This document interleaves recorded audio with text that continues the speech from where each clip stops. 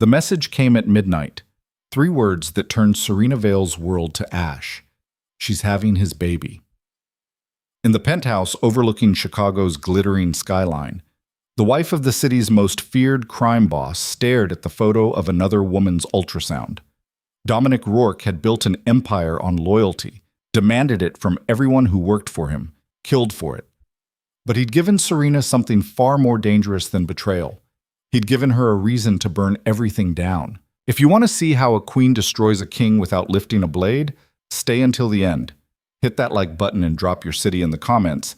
Let's see how far this story travels. The crystal tumbler slipped from Serena's fingers, shattering against the marble floor of the penthouse. She didn't move to clean it up, didn't flinch at the sound. Her eyes remained fixed on the phone screen, on the image that had just redefined her entire existence. An ultrasound. 20 weeks. A girl. The sender was anonymous, but the photo wasn't. She could see Dominic's watch in the corner of the frame, the Patek Philippe she'd given him for their 5th anniversary. His hand was resting on someone else's swollen belly, his wedding ring catching the fluorescent light of what looked like a private medical office. Serena Vale had been raised in this world. Her father had run the South Side before Dominic consolidated power, before the merger that was supposed to unite 2 empires into one unstoppable force. She knew the rules. Mistresses were expected, almost traditional. But children? Children outside the marriage were complications, liabilities. They created succession problems, divided loyalties, weakened the foundation of everything. And Dominic knew that better than anyone. Her phone buzzed again. This time it was a location pin. A house in Kenilworth, one of the North Shore's most exclusive neighborhoods. The kind of place you didn't stumble into. The kind of place you built deliberately. The kind of place you built for a second family. Serena walked to the floor-to-ceiling windows, her bare feet silent against the imported Italian tile. Chicago spread out beneath her like a kingdom made of light and shadow. Somewhere down there, in one of those buildings, Dominic was conducting business, making decisions, playing the role of the untouchable crime lord who answered to no one. She almost laughed. The elevator chimed. His footsteps echoed through the foyer, confident, unhurried. Dominic Rourke walked into rooms like he owned them, because usually he did. 6'3", broad-shouldered, with the kind of face that could shift from charming to terrifying in a heartbeat. He'd built his reputation on being 3 steps ahead of everyone else, on reading people before they knew what they were thinking. But he hadn't read her. Not this time. "You're up late," he said, loosening his tie as he crossed to the bar. He didn't seem to notice the broken glass. Couldn't sleep? Serena turned from the window, her face carefully neutral. She'd learned young how to hide what she was feeling, how to present the mask the situation required. It was a survival skill in their world. The women who showed their cards too early didn't last long. "Just thinking," she said. Her voice was steady, almost bored. Dominic poured himself 3 fingers of scotch, the same expensive single malt he drank every night. "About?" "Legacy." He glanced at her over his shoulder, one eyebrow raised. "That's a heavy topic for 1 in the morning." "Is it?" She moved toward him, her silk robe whispering against her skin. "I was thinking about what we leave behind. What makes a life matter?" He studied her for a moment, and she could see him trying to figure out the angle. Dominic didn't believe in casual conversation, especially not from her. Every word was a chess move, every silence a strategy. "This about kids again?" he asked, his tone careful. Serena smiled. It didn't reach her eyes. "No, I've made peace with that." It wasn't a lie. They'd tried for 3 years before she'd finally accepted the truth her doctors had confirmed. She couldn't carry a pregnancy. The endometriosis had done too much damage. They'd discussed surrogacy, adoption, even fostering. But Dominic had always found a reason to delay, to postpone, to wait for the right time. Now she knew why. "Good," he said, taking a drink. "Because things are complicated right now. The Bratva are pushing back on the harbor deal, and Marco's nephew is making noise about wanting a bigger cut of the casino action. I need to focus." "Of course," Serena said. "Focus on what matters." She watched him drain his glass, watched him set it down with the precise movements of a man who was always in control. He thought he was managing her, keeping her placated with vague promises and casual affection. He thought she was the same woman he'd married 7 years ago, the 23-year-old daughter of a dying empire, grateful to be elevated to queen of a bigger kingdom. He had no idea who she'd become. "I'm going to bed," Dominic said, already heading toward the primary suite. "Don't stay up too late." Serena waited until she heard the shower running before she moved. Then she picked up her phone and pulled up the anonymous messages again. There were more now. Photos of the house in Kenilworth, a sprawling Tudor-style estate with a circular driveway and professionally landscaped grounds. Interior shots of a nursery being decorated in soft pinks and creams. A custom crib that cost more than some people's cars. And then the woman. Lila Hart, 26, a paralegal at one of the law firms Dominic used to launder money through property transfers. Blonde, conventionally pretty in the way that seemed almost deliberate. The kind of woman who probably thought she'd won some kind of lottery. Serena had never felt sorry for a mistress before. She didn't start now. She spent the next 4 hours on her laptop, tracking down every detail she could find. Property records showed the Kenilworth house had been purchased 8 months ago through a shell company. The account that paid the utilities was one Serena didn't recognize, which meant Dominic had set up a completely separate financial structure. He'd hidden millions of dollars from their shared empire to build this second life. That was the part that cut deeper than the betrayal itself. Not that he'd slept with someone else, that was almost expected in their world, but that he'd stolen from their operation to do it, that he'd siphoned off resources they'd built together, used her connections and her father's legacy to consolidate power, then treated it all like his personal bank account. By the time the sun started rising over Lake Michigan, Serena had a complete picture. Bank statements, property deeds, medical records from Lila's obstetrician, text messages between Dominic and his mistress that someone, her anonymous informant, had managed to pull from the cloud. The messages were what made her decision final. "She doesn't understand me like you do. This is just for appearances. You're the one I want. When the baby comes, everything will be different." Standard lines. The same tired phrases men had been using to justify their betrayals since language began. But there was one message, sent 3 weeks ago, that made Serena's blood run cold.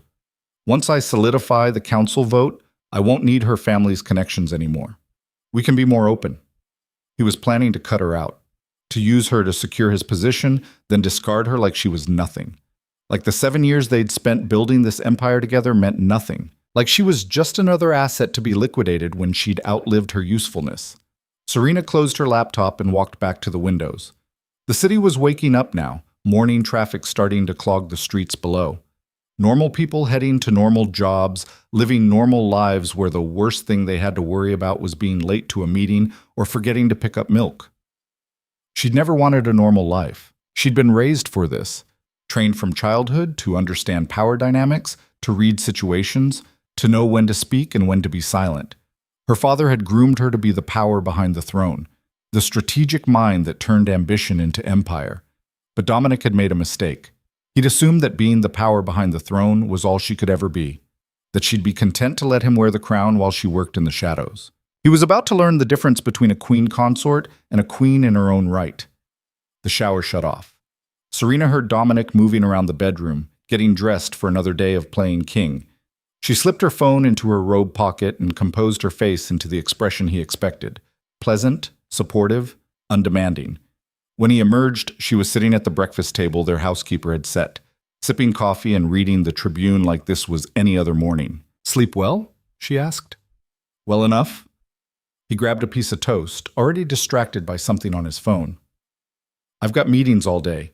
Don't wait up tonight. This thing with the Bratva might run late." "Of course," Serena said. "Actually, I was thinking about going to that charity gala on Saturday, the one for the children's hospital." Dominic looked up, surprised. Serena usually avoided the high society events unless she absolutely had to attend. She found them tedious, full of people performing wealth instead of actually wielding power. "You hate those things," he said. "I know, but I've been isolated lately. It might be good to remind people we're still a united front." She met his eyes. "Especially with all the territorial disputes going on. Show of strength and all that." She could see him processing it, could watch the gears turning as he tried to figure out if there was some angle he was missing. But the logic was sound. In their world, appearances mattered. A powerful couple projected stability, discouraged challenges. made rivals think twice before testing boundaries.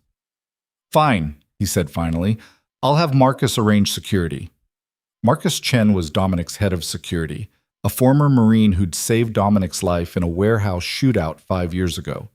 He was competent, professional, and completely loyal to Dominic, which meant Serena would have to be careful. Thank you, she said, returning to her newspaper. Dominic left 20 minutes later, flanked by his usual security detail. Serena watched from the window as the convoy of black SUVs pulled away from the building, heading toward wherever he conducted his actual business. He kept her carefully separate from the violent parts of his empire, never let her see the blood on his hands. Another mistake. She made 3 calls that morning. The first was to her father's former accountant, Arthur Reeves, who'd retired to a golf community in Arizona but still kept his finger on the pulse of Chicago's financial underworld. Arthur had taught her how to read balance sheets before she'd learned algebra, had shown her how money moved through shell companies and offshore accounts like water flowing downhill. "Serena," Arthur said, his voice warm, "it's been too long. How's retirement treating you?" That was his idea of a joke. Everyone knew crime bosses' wives didn't retire. "I need information," she said, quietly. "Always straight to business. What are we looking for?" "Accounts I don't know about. Money moving through structures I don't recognize." She paused. "I think Dominic has been building something separate." Arthur was silent for a long moment. "That's a serious accusation." "I know." "You have proof?" "Enough to ask questions, not enough to act."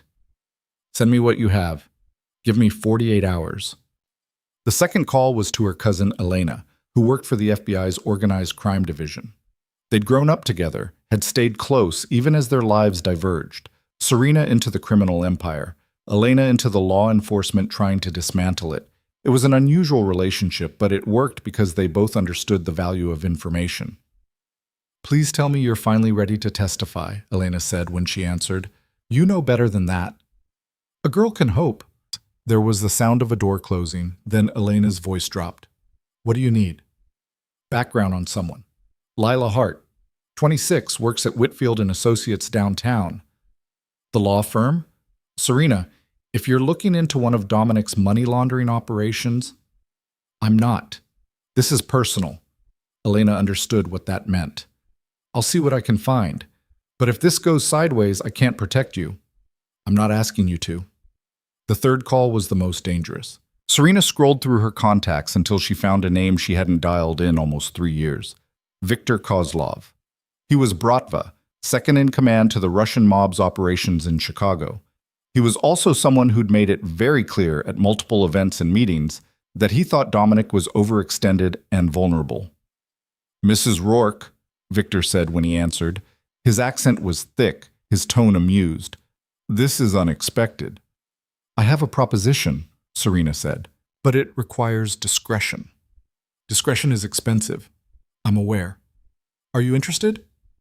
"Depends on the proposition." Serena walked to the window, looked out at the city that had been her cage for 7 years.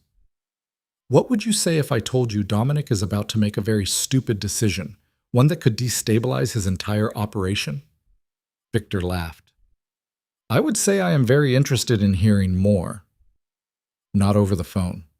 Next Tuesday, the Art Institute, 2 o'clock. Come alone." "Bold," Victor said. "Meeting with me could be seen as betrayal." "Only if anyone finds out." She hung up before he could respond. Her hands were shaking slightly. Adrenaline, not fear. She was crossing a line she couldn't uncross. But that was fine. Dominic had crossed it first. The rest of the week passed in careful normalcy. Serena played the role she'd perfected over 7 years. The supportive wife, the gracious hostess, the woman who ran their legitimate charitable foundation and smiled at fundraisers.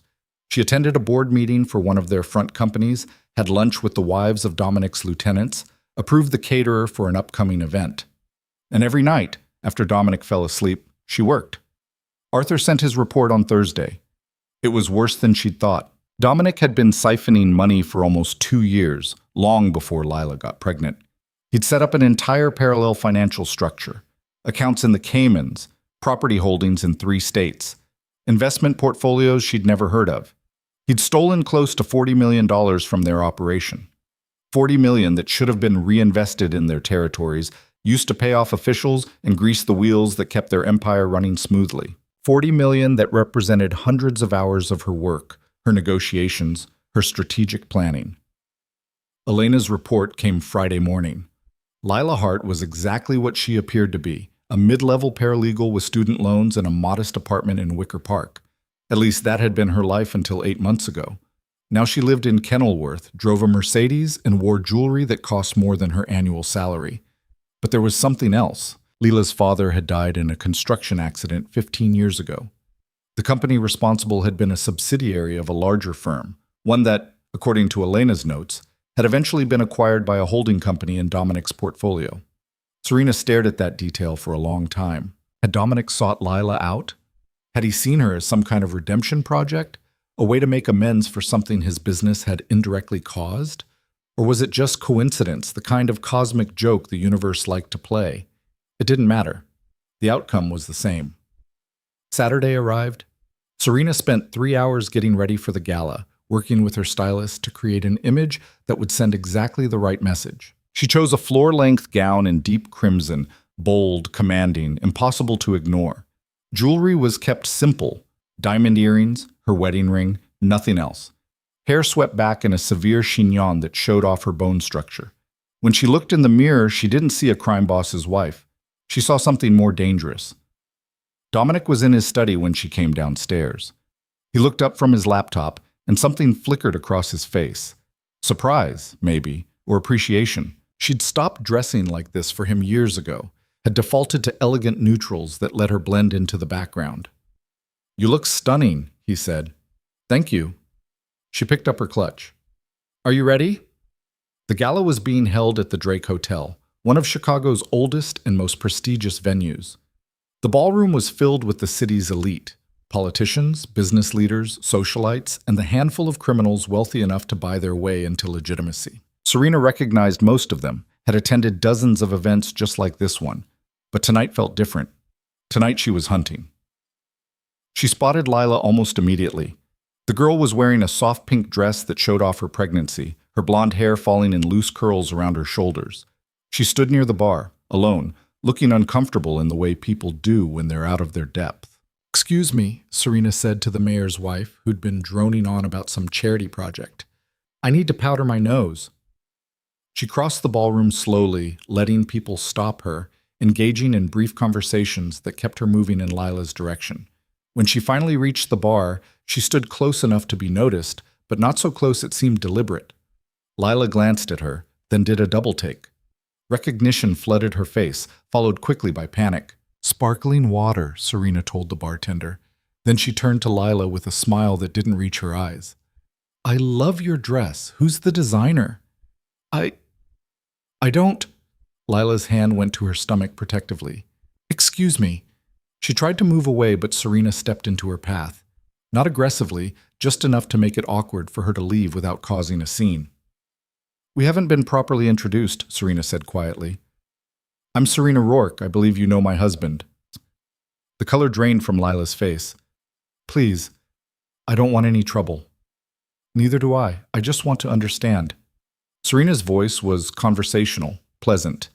Anyone watching would think they were having a friendly chat. "Did he tell you he loved you?" Lila's eyes filled with tears. "I'm sorry. I never meant—" "Did he tell you he loved you?" Serena repeated. "Yes." "Did he promise you a future? Tell you that once things settled down, you could be together openly?" Lila nodded, miserable. "He's lying," Serena said simply. "He's always lying. And when this baby is born, when you become a liability instead of a fantasy, he'll get rid of you, not violently. He's too smart for that, but he'll make you disappear just the same." "You don't know him like I do," Lila whispered, but there was no conviction in it. Serena laughed softly. "Oh, sweetheart, I know exactly who he is. I've known for 7 years. The question is, do you know who you are? Because right now, you're just a problem he hasn't solved yet." She walked away before Lila could respond, melting back into the crowd. Her heart was pounding, but her hands were steady. She'd gotten what she needed, confirmation that this wasn't just an affair. Dominic had made promises, built a narrative, created expectations he'd never intended to fulfill. He'd given Lila hope. That was his real cruelty. Across the ballroom, she spotted Dominic talking to one of the aldermen, working his charm, building alliances. He caught her eye and smiled, raising his glass in a subtle toast. "Look at us," his expression said. "The perfect power couple." Serena smiled back and raised her sparkling water. 2 days later, she met Victor at the Art Institute. They stood in front of a Monet, pretending to admire the water lilies while they talked in low voices. "Dominic has a mistress," Serena said without preamble. "She's pregnant. He's been stealing from our operation to support her." Victor's expression didn't change, but she could see the calculation in his eyes. "You have proof?" "Bank statements, property records, messages, everything. And you're telling me this because? Because when this comes out, and it will come out, there's going to be chaos. The council will question his judgment. His lieutenants will smell weakness. The territories will destabilize." She paused. "Unless someone is ready to step in. Someone who can offer stability." "You're talking about a coup." "I'm talking about succession planning." Victor studied her for a long moment. "What do you want?" "Time. When I move, I need 48 hours before the Bratva makes any territorial plays. Give me that, and I'll give you the Northside warehouses Dominic's been blocking you from." It was a gamble. The Northside warehouses were worth millions, but they were also leverage. Once she gave them up, she'd have nothing to offer the Bratva in future negotiations, but she wouldn't need to negotiate. Not after this. 48 hours, Victor said. "But if you fail, I won't." She left the museum and went straight to a storage facility in Cicero, one her father had owned before he died. Inside Unit 237, she found what she was looking for. A gun safe containing 20 years of financial records, recorded conversations, and blackmail material her father had accumulated. Insurance policies against every major player in Chicago's underworld, including several recordings of Dominic discussing murders he'd ordered, bribes he'd paid, and deals he'd made with corrupt officials. Her father had always told her that information was the real currency of their world. Money came and went, territories shifted, alliances reformed. But secrets? Secrets were forever. Serena spent a week organizing everything, building her case like a prosecutor preparing for trial. She created dossiers for every member of the council, the 5 crime bosses who officially governed Chicago's underworld, maintained the territories, and settled disputes before they became wars. Each dossier contained the same information: proof of Dominic's affair, documentation of the money he'd stolen, evidence that he'd been planning to consolidate more power by eliminating her family's connections from the equation. But she didn't send them yet. First, she needed one more piece to fall into place. She found Marcus Chen at his usual coffee shop, the one near Dominic's main office. He was reading the sports section, looking relaxed in a way he never did around Dominic. "Mrs. Rourke," he said when she sat down across from him. "This is unexpected.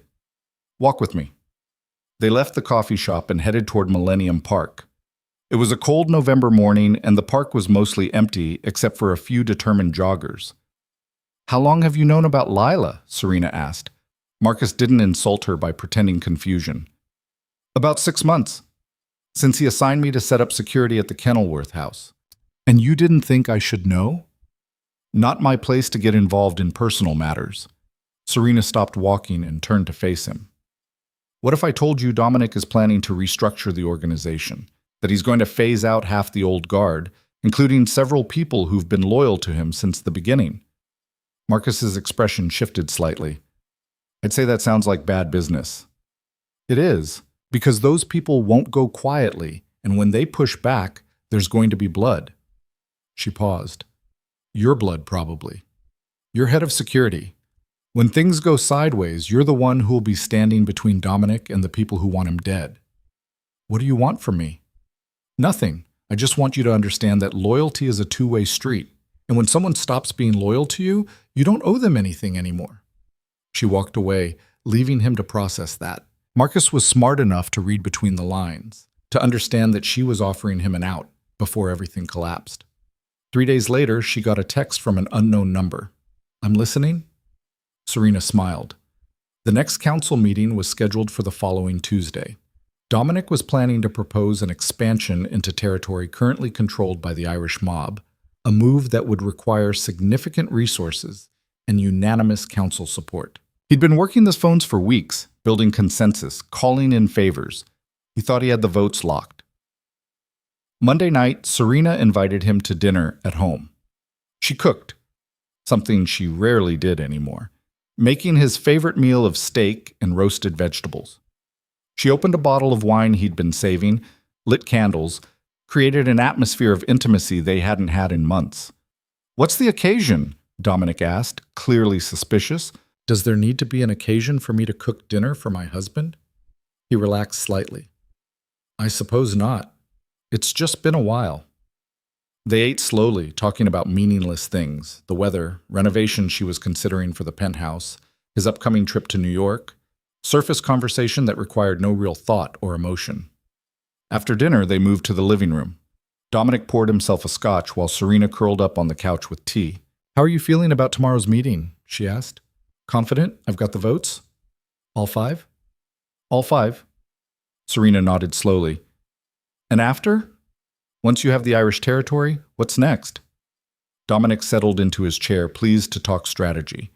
This was the dance they'd perfected over the years, her asking questions that made him feel smart, him explaining his plans while she appeared to admire his brilliance. Except tonight, she was listening for something different. "I'm going to consolidate," he said. "We've been too spread out, too dependent on old alliances that don't serve us anymore. Once we have the Irish territory, we'll have enough leverage to renegotiate terms with some of our partners." "Which partners?" "The Italians, for one, and maybe some of the operations on the south side." He sipped his scotch. "Your father's old territory." There it was, the confirmation she'd needed. "That makes sense," Serena said calmly. "Consolidation is smart, though I imagine some people won't be happy about it." "People are never happy about change, but they'll adjust." He looked at her. "You understand, don't you? This is about building something that lasts." "Of course," Serena said. "Legacy." That night, after Dominic fell asleep, Serena sent the dossiers. She used a service her father had set up years ago, one that routed communications through so many servers and proxies that tracing them was nearly impossible. Each council member received their packet at exactly 3 a.m., late enough that they'd be asleep, early enough that they'd see it first thing in the morning before Dominic could get to them. Then she waited. Her phone started ringing at 7 a.m. She ignored it. By 8 a.m., she had 17 missed calls from various numbers. At 8:30, Dominic's phone started buzzing. She listened from the bathroom as he answered, his voice heavy with sleep. "What? Slow down. What report?" A pause. "I don't know what you're talking about." His voice sharpened. "Who sent it?" Serena emerged from the bathroom, toweling her hair dry. Dominic was sitting on the edge of the bed, his face ashen. "What's wrong?" she asked innocently. "Someone sent the council members a report about—" He stopped, seemed to reconsider. "About some personal matters. It's causing problems." "What kind of personal matters?" He looked at her, and she saw the moment he started to suspect. But he couldn't prove anything, couldn't even accuse her without admitting what he'd done. "I need to go," he said, already reaching for his clothes. "The meeting. We have to postpone." "Is there anything I can do to help?" "No, just—" He pulled on his shirt. "Stay here. I'll handle this." He left in a rush, security team scrambling to keep up. Serena watched from the window as the convoy pulled away, heading toward whatever disaster awaited him. Then she got dressed and went to her own meeting. Arthur was waiting at his lawyer's office, surrounded by documents. "I've prepared everything you asked for," he said. "But Serena, once you file these papers, there's no going back." "I know." The documents were power of attorney transfers, corporate restructuring filings, and formal requests to audit every shared account and holding company. They represented a complete financial separation, one that would be nearly impossible for Dominic to block, given that she'd structured everything through her father's original trusts. "These will take effect immediately," Arthur said. "Within 48 hours, you'll have full control of your father's legacy operations. Dominic won't be able to touch them. And our shared holdings? Frozen pending the audit. He won't be able to move money, make deals, or access the accounts without your signature." Serena signed everything. Each signature felt like a nail in a coffin. The council meeting happened anyway, but an emergency session rather than the planned strategy discussion.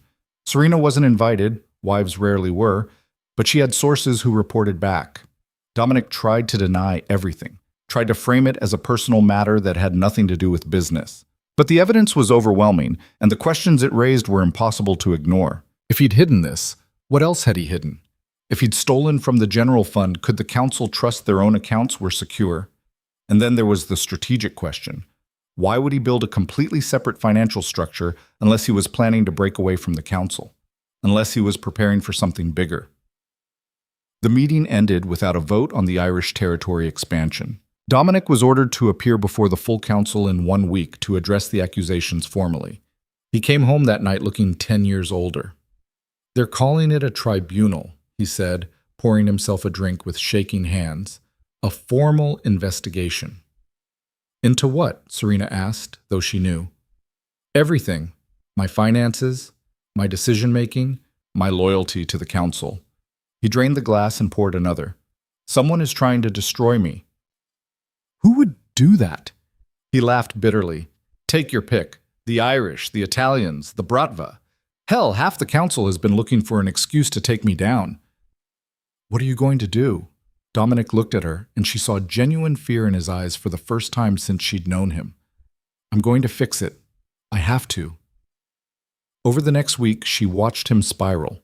He worked 18-hour days, called in every favor he was owed, made promises he couldn't possibly keep. He tried to buy his way out of the disaster, throwing money at problems that money couldn't solve. And through it all, Serena played the supportive wife. She brought him meals when he forgot to eat, sat with him while he made phone calls, offered sympathy without judgment. She was the eye of the hurricane, calm and still while everything around her tore itself apart. On Friday, 3 days before the tribunal, Lila called the penthouse. Serena answered. "Mrs. Rourke, I need to speak with Dominic. He's not answering his phone, and he's busy. Please. The baby, I'm having contractions, and the doctor said." "Go to the hospital," Serena said calmly. "I'm sure Dominic will meet you there when he can." She hung up and deleted the call from the phone's history. Then she went to Dominic's study, where he was reviewing financial statements with his lawyer. "Lila's in labor," she said. Dominic's head snapped up. "What?" "She called. She's having contractions. I told her to go to the hospital." He stared at her, trying to process this information, trying to figure out how to handle two crises at once. "I need to No," Serena said quietly. "You need to decide what's more important, saving your empire or being there for your mistress and your illegitimate child." The lawyer suddenly became very interested in his papers. "Serena," Dominic said carefully, "I know this is complicated. It's not complicated at all. You built a second life while pretending to build one with me. You stole money from our operation to pay for it, and now you need to choose which life you actually want." "You don't understand." "I understand perfectly." She walked to his desk, placed both hands on it, and leaned in. "Choose the empire, Dominic. Tell her to handle it herself. Prove to the council that you can still make hard decisions." He looked at her for a long moment. She could see him doing the math, weighing his options. The tribunal was in 3 days. If he went to Lila now, it would confirm everything the council suspected. It would prove he'd let personal matters compromise his judgment. But if he stayed, if he put the empire first— "Call her," Serena said. "Tell her you can't be there. Tell her whatever you need to tell her, but end it, now. Tonight, before the tribunal." Dominic picked up his phone with trembling hands. Serena listened as he made the call. Listened as he told Lila that he couldn't leave, that she needed to understand how important this meeting was, that he'd make it up to her later. Listened as Lila's voice rose in panic, then anger, then something that sounded like heartbreak. And listened as Dominic eventually hung up, cutting her off mid-sentence. "There," he said hollowly. "Are you happy?" "No," Serena said honestly. "But I'm satisfied." She left him in his study and went to the kitchen to make tea. Her hands were steady, her breathing calm. She just forced him to choose, and he'd chosen exactly what she'd known he would. Because Dominic Rourke loved power more than he could ever love a person, and that was going to destroy him. The baby was born at 2:47 a.m. on a Saturday morning. Serena knew because the hospital called the penthouse looking for Dominic, who was passed out drunk in his study after spending 6 hours on the phone trying to shore up council votes that were never coming. She stood in the doorway watching him sleep, his head on the desk, an empty bottle of Macallan beside him. 7 years ago, she would have woken him gently, helped him to bed, pretended not to notice the weakness. Now she just stared at him with the same detached curiosity she'd give a laboratory specimen. "Mr. Rourke has a daughter," the nurse had said on the phone, her voice bright with the kind of joy reserved for people who didn't know what world they were calling into. 7 pounds, 4 ounces. Mother and baby are doing well. Serena had thanked her and hung up without waking him. Let him find out on his own time. Let him realize, slowly and painfully, that he'd missed the birth of his first child because he'd been too busy trying to save himself from the consequences of his own stupidity. She went back to bed and slept better than she had in months. Sunday morning, Dominic emerged from his study looking like something dragged behind a truck. His eyes were bloodshot, his shirt wrinkled, and when he reached for his phone, his hands shook badly enough that he nearly dropped it. "Christ," he muttered, scrolling through 17 missed calls and twice as many texts. Then he stopped, his face going pale. "She had the baby." "I know," Serena said from the kitchen, where she was making coffee. "The hospital called last night." "And you didn't wake me?" "You were indisposed." She poured 2 cups, brought one to him. "Congratulations, I hear it's a girl." Dominic stared at her like she'd just spoken a foreign language. You knew, and you just what? Let you sleep? Yes." She sat down across from him. "You made your choice Friday night when you told her you couldn't be there. Following through on that choice seemed like the logical next step." This is different. This is my daughter." "Is it?" Serena tilted her head. "Because from where I'm sitting, it looks like another complication you're not equipped to handle. Another problem that's going to require time and attention and resources you don't have. You're talking about a child. I'm talking about reality." She took a sip of coffee. "The tribunal is in 2 days. You're bleeding allies by the hour. Marcus Chen called 3 times yesterday. Apparently someone's been spreading rumors that you're planning to replace half your security team with people who have no loyalty to anyone but you. The Irish are making moves on the south side, and Viktor Kozlov was seen having lunch with Tommy Chen from the council." Dominic's jaw tightened. "How do you know all this?" "Because I pay attention. Because while you've been spiraling, I've been listening, watching, learning exactly how much damage you've done." She set down her cup. "So yes, you have a daughter, and you need to decide if you're going to be the kind of man who abandons her to save himself, or the kind who loses everything trying to be in 2 places at once. That's not fair." "No," Serena agreed, "it's not. But fairness stopped being relevant the moment you decided to build a second life behind my back." He left an hour later, heading to the hospital. Serena watched him go, then made a call to Elena. "I need you to do something," she said when her cousin answered. "And I need you to not ask questions." "That's never a good sign." "There's a woman named Lila Hart at Northwestern Hospital. She just had a baby, Dominic's baby." Serena paused. "I need to know if anyone's been asking about her, watching her, if there's been any unusual activity." Elena was quiet for a moment. "Serena, if you're thinking about... I'm not thinking about anything. I just need to know if she's safe." "Why do you care if she's safe?" "Because if something happens to her or that baby, Dominic becomes sympathetic. He becomes the victim instead of the villain. And I need him to stay the villain." "Jesus," Elena breathed. "You're really doing this." "I'm protecting what's mine. There's a difference." Elena agreed to look into it, though Serena could hear the concern in her voice. They'd always been honest with each other about the line between family loyalty and law enforcement, but this was pushing it into new territory. Serena spent the rest of Sunday preparing. She laid out every document, every recording, every piece of evidence she'd compiled. Then she organized it into a presentation that would take exactly 20 minutes to deliver, long enough to be thorough, short enough that the council wouldn't lose interest. At 3 p.m., Arthur called. "The audit's complete," he said. "You were right. Dominic's been diverting funds for almost 3 years, not 2. It's closer to 60 million, not 40. Serena closed her eyes. 60 million. That was nearly a third of their total liquid assets. Money that could have been used to expand operations, buy protection, invest in legitimate businesses that would have given them cover. Instead, Dominic had burned it on a fantasy life with a woman half his age. "Can you prove it came from our shared operations?" she asked. Every dollar. I've traced it back through shell companies, offshore accounts, the works. It's all documented. Send everything to me, encrypted. Serena, Arthur said carefully. Once you present this to the council, they're going to ask what you want. You need to have an answer ready. I know what I want. Do you? Because what you're describing isn't a divorce or a separation. It's a complete dismantling of his power base. It's exactly what he deserves, Serena finished. Send me the files, Arthur. She hung up and turned to find Marcus Chen standing in her living room. She'd given him a key 2 days ago, told him he could come and go as needed. He'd chosen to use it now, when Dominic was gone. We need to talk, Marcus said. About?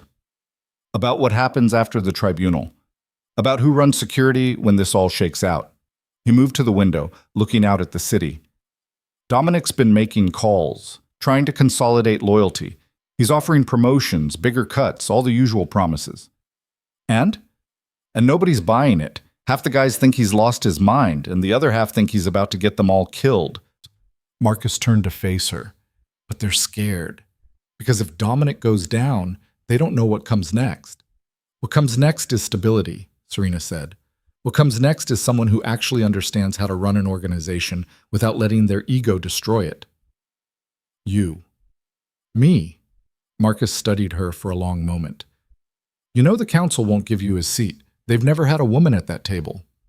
Then they'll make an exception, because the alternative is watching their territories collapse into chaos while they scramble to fill the power vacuum. She walked toward him. I'm not asking for permission, Marcus. I'm telling you what's going to happen, and you can either be part of it or you can go down with him. What do you need from me?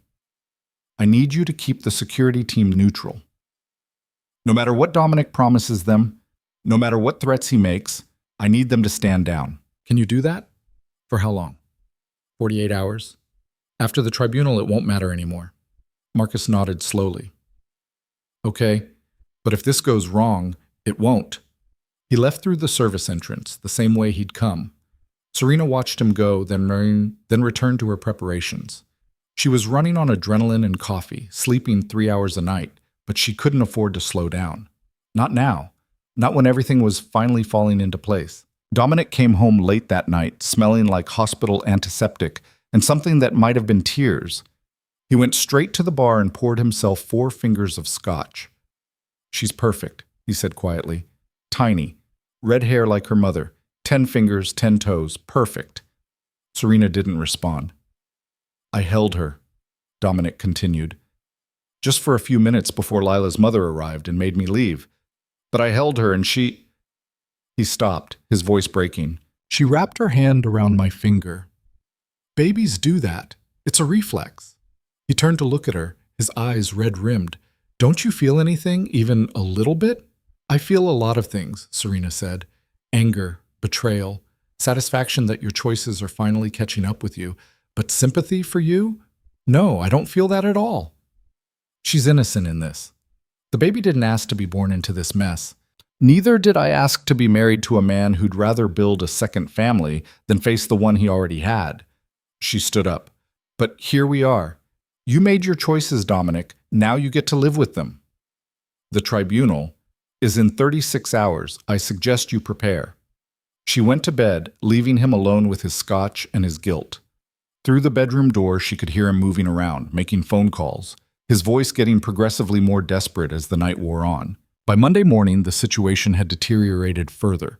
2 of Dominic's key lieutenants had been arrested on weapons charges that Elena later confirmed had been orchestrated by officers on Viktor Kozlov's payroll. One of his legitimate businesses, a construction company he used to launder money, had been hit with a surprise inspection that found enough OSHA violations to shut it down indefinitely. And someone had leaked photos of Dominic leaving the hospital to the Chicago Tribune. The headline read, Alleged crime boss welcomes secret love child while empire crumbles. Serena read the article over breakfast while Dominic paced the penthouse like a caged animal. Who's doing this? He demanded. Who the hell is coordinating all of this? Does it matter? Serena turned the page. The damage is done. It matters because I need to know who to hit back against. He grabbed his phone. I'm calling Tommy. He owes me from that thing in Detroit. He'll help me figure out. Tommy's not going to help you. Dominic stopped. What? Tommy Chen. He's not going to help you because he's been meeting with Viktor Kozlov, which means he's already chosen a side and it's not yours. How do you know that? Serena set down the newspaper and looked at him directly. Because I've been paying attention. Because while you've been playing house with your mistress and your new baby, I've been watching our empire fall apart piece by piece.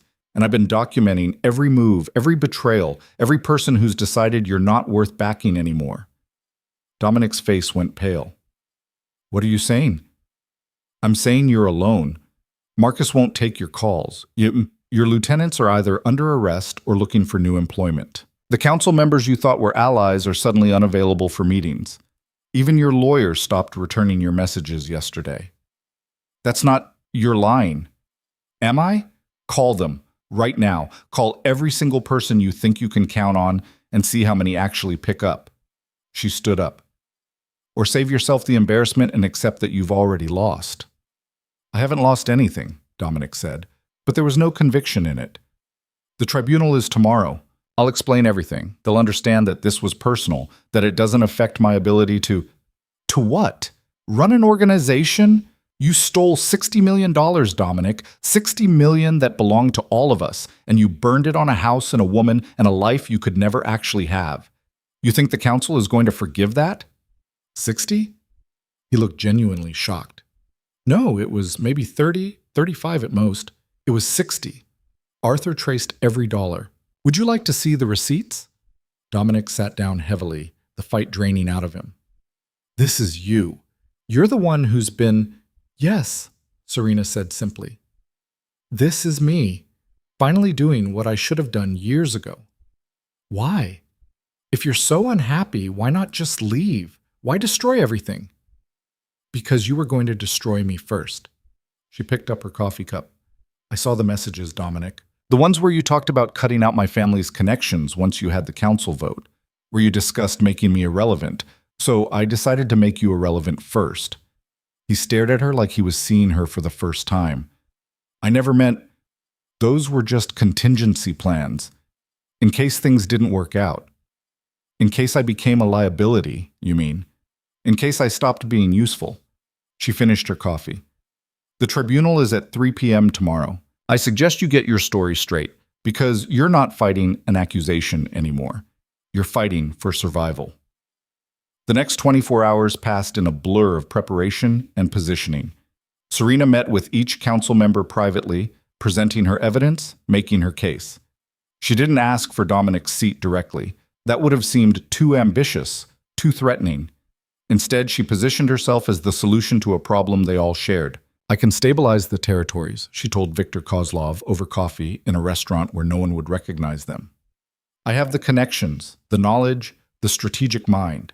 And unlike Dominic, I don't let personal feelings compromise business decisions. The others won't accept a woman at the table, Viktor said, though he sounded more curious than dismissive.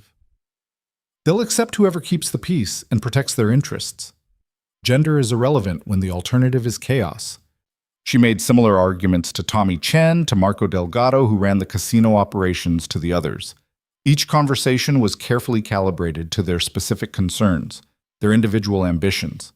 By the time the tribunal began, she'd laid groundwork with everyone who mattered.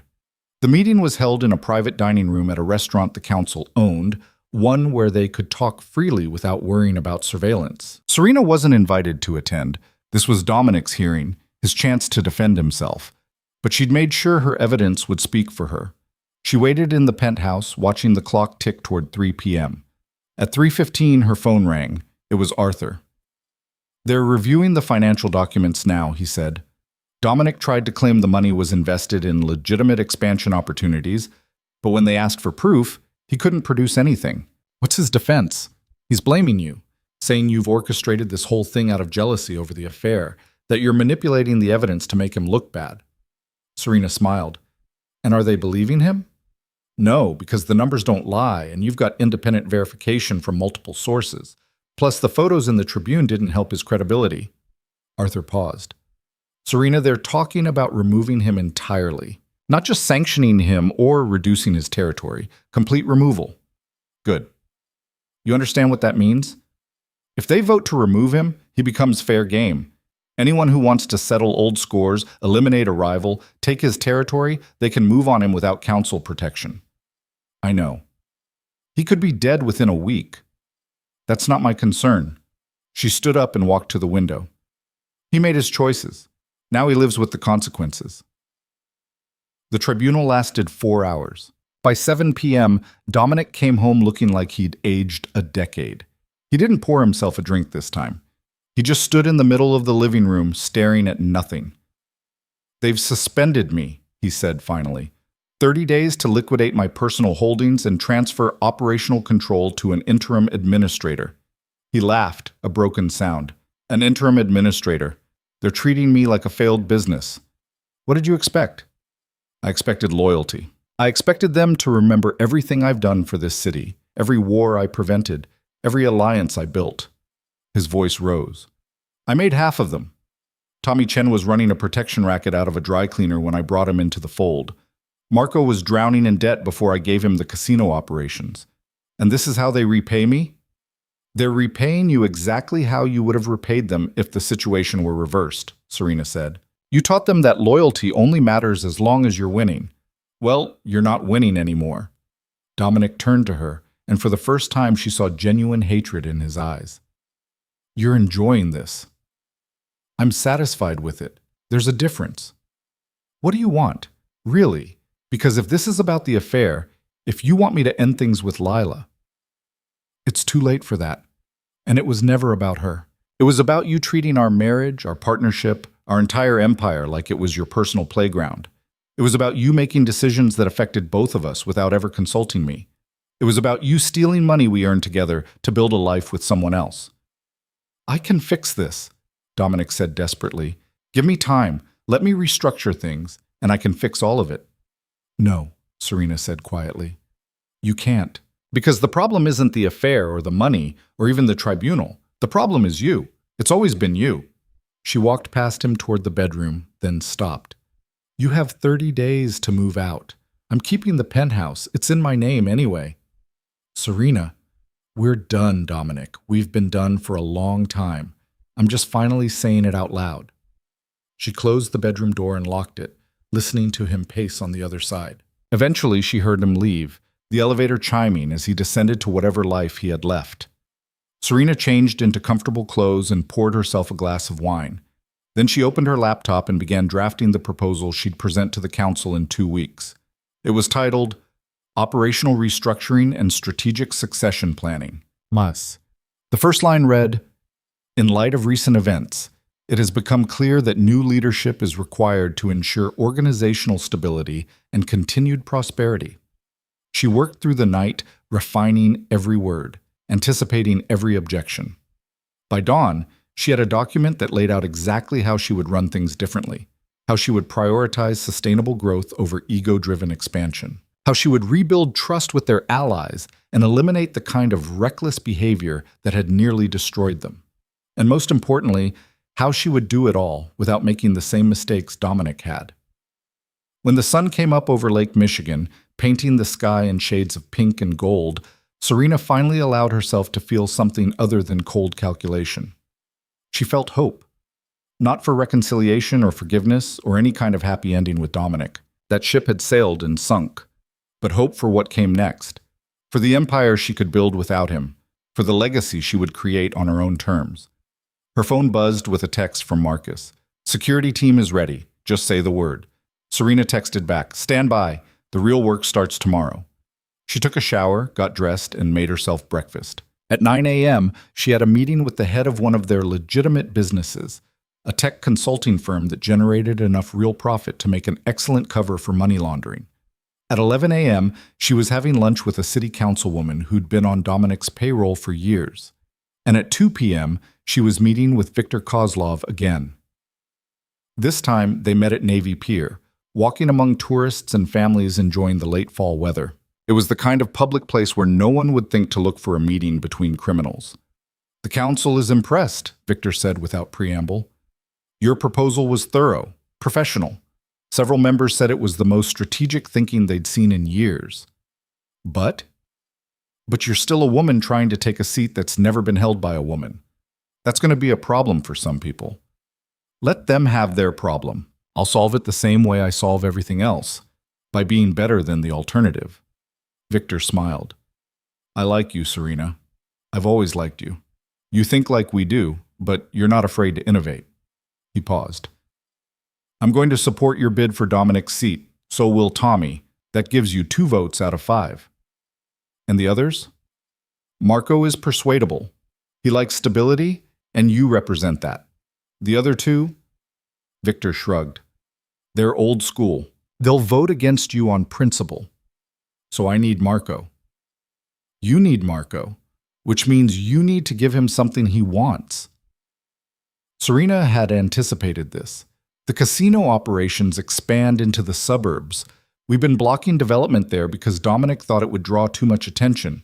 But if we structure it carefully, through legitimate development companies, we could triple Marco's revenue within 18 months. And you'd support this? I'd propose it myself at the first meeting. Make it clear that I'm interested in growing everyone's territories, not just consolidating my own power. Victor nodded approvingly. Smart. Give them a reason to invest in your success. He stopped walking and turned to face her. But understand this. If you take Dominic's seat, you can't show weakness. Not ever. The moment they sense hesitation or doubt, they'll move on you the same way you moved on him. I understand. Do you? Because this isn't like managing from the shadows anymore. This is walking into rooms full of men who've killed people for less than what you're attempting. This is making decisions that will get people hurt or killed. This is what I was raised for, Serena interrupted. My father ran the South Side for 20 years. I grew up in this world. I know exactly what I'm signing up for. Victor studied her for a long moment, then smiled. Yes, I believe you do. They parted ways, and Serena returned to the penthouse to find Dominic packing. He'd moved through the space like a ghost, taking only what was his, leaving everything they'd bought together. She watched from the doorway as he loaded boxes into the elevator. Where will you go? She asked. Does it matter? Not really. I'm just curious. He looked at her with something that might have been sadness or might have been exhaustion. Lila's apartment, until I figure something else out. That's going to be cramped with a baby. Yeah, well, he picked up another box. We'll manage. Dominic. He stopped, waiting. What you did, the affair, the stealing, all of it, I need you to know it wasn't the betrayal that broke us.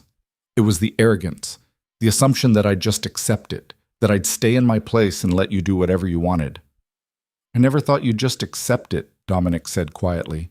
I thought you'd fight. I thought you'd yell and throw things and demand explanations. I thought you'd be... He trailed off. What? Predictable. I thought you'd be predictable. Serena smiled. I know. That was your first mistake. He left without another word. The elevator doors closed and she was alone in the penthouse for the first time in 7 years. The silence was profound, almost physical. She stood there for a moment, taking it in. Then she walked to Dominic's study and began removing every trace of him. Files went into boxes for storage, personal items into trash bags. Within 2 hours, the room looked like it had never been his at all. By the end of the week, she'd transformed it into her own office. New desk, new furniture, new everything. She set up 3 monitors, installed secure communication systems, and created a workspace that reflected who she was, not who she'd been pretending to be. The council vote was scheduled for the following Monday. Serena spent the intervening days making her case, solidifying support, and preparing for every possible objection. She met with Marco at his flagship casino, walking through her expansion plans, showing him projected revenue numbers that made his eyes light up. You really think we can pull this off without attracting federal attention? He asked. I know we can, because we're going to do it slowly, legitimately, through properly structured businesses that can withstand scrutiny. She showed him the development plans her team had prepared. 5 years from now, you'll have operations in 4 suburbs, all completely legal, all generating legitimate profit that we can use however we want. Marco studied the numbers. And what do you want in return? Your vote on Monday, that's all. That's not nothing. No, Serena agreed. But it's fair. I'm offering you real growth in exchange for a vote that costs you nothing. Seems like a good deal to me." He agreed. That gave her 3 votes out of 5, enough to win, but she wasn't taking any chances. The Sunday before the vote, she received a call from an unknown number. When she answered, a familiar voice said, "Mrs. Rourke, it's Lila." Serena's grip tightened on the phone. "What do you want?" "I want you to leave him alone." Lila's voice was shaking but determined. "I know you're trying to destroy him, and I know you have reasons, but he's trying to be better. He's trying to be a good father to our daughter, and I—" "Stop," Serena said. "Just stop. Whatever story he's telling you about being a good father, about changing, about any of it, it's a lie. Dominic doesn't change. He adapts. He tells people what they want to hear until he gets what he wants, and then he moves on." "You don't know him like I do," Serena laughed. It wasn't a kind sound. "You've known him for what, a year? Maybe 2? I've known him for almost a decade. I've watched him promise loyalty and deliver betrayal. I've watched him swear honesty while building empires of lies. So don't tell me I don't know him. He loves me. Maybe he does. In whatever limited way he's capable of loving anyone. But love doesn't make him less destructive. It doesn't make him safe. And it definitely doesn't make him someone you should be defending to the wife he betrayed." Lila was crying now. "What do you want me to do?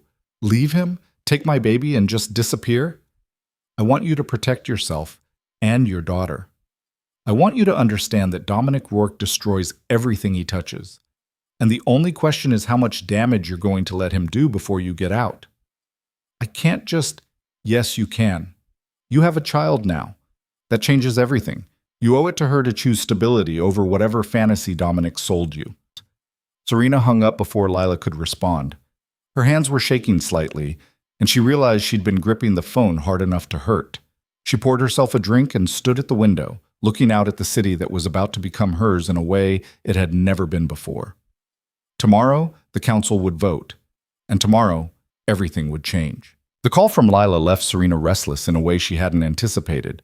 She'd expected anger, maybe threats, possibly tears. What she hadn't expected was the raw desperation in the younger woman's voice, the kind of pleading that came from someone watching their entire world collapse in real time. Serena tried to sleep, but couldn't. At 2 a.m., she gave up and went to her office, pulling up the security footage from the Kenilworth house. She'd had cameras installed weeks ago, hidden so well that even Dominic's security sweeps hadn't found them. It was insurance, a way to track his movements and anticipate his next play. But now she watched for different reasons. The footage showed Dominic arriving around midnight, his car pulling into the circular driveway with none of his usual security detail. He looked smaller somehow, diminished. When Lila opened the door, she was holding the baby, and even through the grainy video, Serena could see the tension in their body language. They argued. Serena couldn't hear the words, but she could read the shape of them in Lila's gestures, in the way Dominic kept running his hands through his hair. Eventually, he took the baby, and Lila disappeared inside. He stood on the front steps for a long time, just holding his daughter, rocking her gently while he stared out at the darkened street. Serena closed the laptop. She didn't want to see more. Monday morning arrived with the kind of cold November rain that made Chicago feel like the edge of the world. Serena dressed carefully, a charcoal suit that was expensive without being flashy, minimal jewelry, hair pulled back in a way that said business, not apology.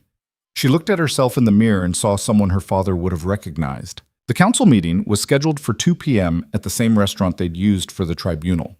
Serena arrived 15 minutes early, which put her 5 minutes behind Victor Kozlov, who was already seated at the bar nursing an espresso. "Nervous?" he asked as she approached. "Should I be?"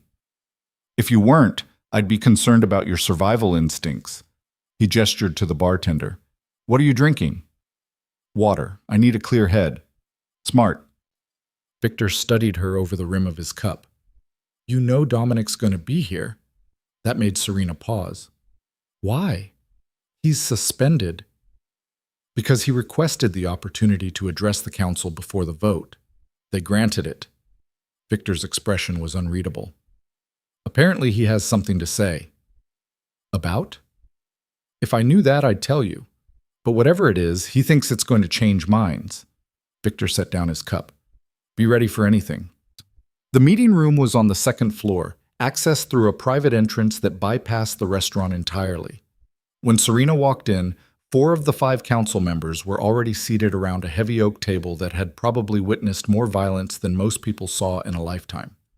Tommy Chen nodded at her.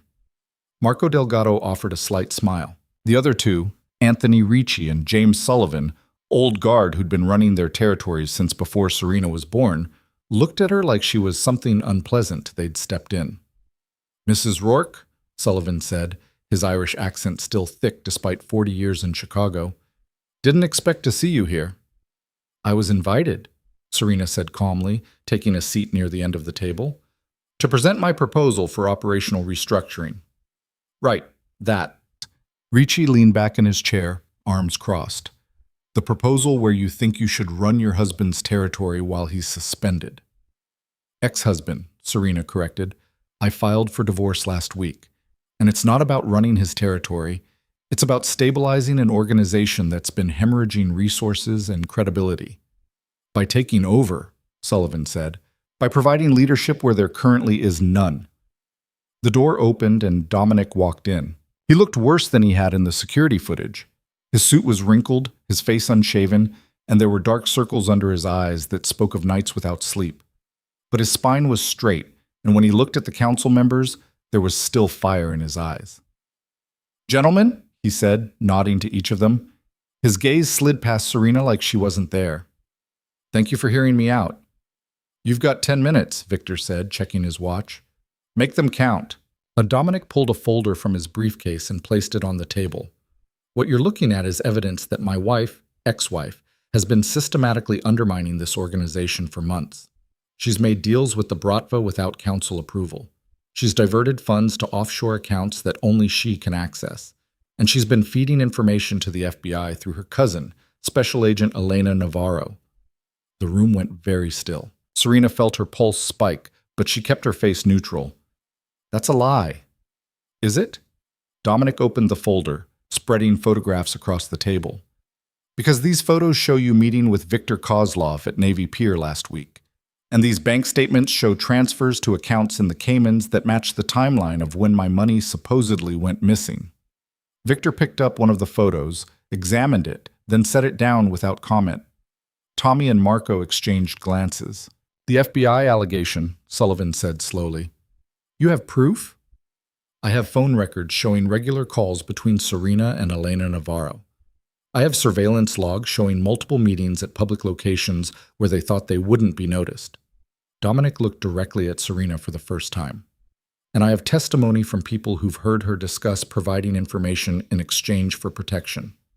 From who? Serena asked. Her voice was steady, but rage was building behind her ribs like pressure in a sealed container. Who exactly is providing this testimony? People I trust more than I trust you. So no one. You're making accusations based on nothing because you're desperate. Serena stood up. Let me address these one by one. Yes, I met with Victor. I met with all of you individually to discuss my proposal. That's not conspiracy, that's politics. The bank transfers Dominic's talking about are Arthur Reeves moving my father's legacy assets into protected accounts. So Dominic couldn't steal from them the way he stole $60 million from our shared operations. And as for my cousin, Elena Navarro is FBI, Ricci interrupted. That's not in dispute. Elena is my cousin. We grew up together. We have lunch every few months and talk about normal family things. I've never discussed business with her, never provided information, never made any deals. Serena looked around the table. You're taking the word of a man who lied to everyone in this room about where $60 million went.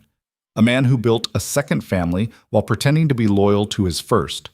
A man who's currently living with his pregnant ex-mistress, and their newborn baby while claiming he has this organization's best interests at heart. That's personal, Dominic said. This is business. It's all connected, and you know it. You've proven you can't be trusted in your personal life, and now you expect us to believe you can be trusted in business. Serena pulled out her own folder, the one she'd been preparing for weeks. While we're sharing evidence, let me show you what Dominic's been doing for the past 3 years. She laid out the financial documents, the property records, The shell company registrations. Every dollar traced, every transaction documented. Arthur had done exceptional work, and it showed. $62 million, Serena said, taken from accounts that were supposed to be used for expansion, for protection, for keeping our operations secure. Instead, he spent it on a house, a car, jewelry, medical bills, and setting up trust funds for a baby that didn't even exist yet. She turned to Dominic. You want to talk about betrayal? Let's talk about how you betrayed everyone at this table. Marco was going through the documents, his expression darkening. Tommy had pulled out his phone and was apparently cross-referencing numbers. Even Sullivan and Ricci looked troubled. These accounts, Marco said slowly, these are the ones we use for everything, Serena finished. Operations, payoffs, emergency funds. Dominic's been raiding them for years, and he's been careful enough that no one noticed until I started looking. I was going to pay it back, Dominic said. It was a loan against future earnings. You don't get to take loans from the general fund without approval, Victor cut in. His voice was cold. That's theft, plain and simple. It's more complicated than that. No, Tommy said, setting down his phone. It's really not. You stole from us. You compromised our security to fund your personal life, and now you're trying to deflect by making wild accusations about Serena. They're not wild, Dominic insisted. She's been planning this for months. She's the one who leaked my information to the press. She's the one who's been turning you all against me. She's the one who caught you, Ricci said flatly. That's what this is really about, isn't it? You're angry because she was smarter than you. Dominic's face flushed red. I built this organization. Before me, we were a collection of street gangs fighting over scraps. I created the structure, the territories, the partnerships. I made all of you rich. You built it on my father's foundation, Serena said quietly. You married into power, then pretended you'd created it yourself. But the connections, the relationships, the strategic framework, that all came from the South Side operation. You just repackaged it and took credit. Your father was dying when we merged operations. My father was smart enough to know he needed succession planning.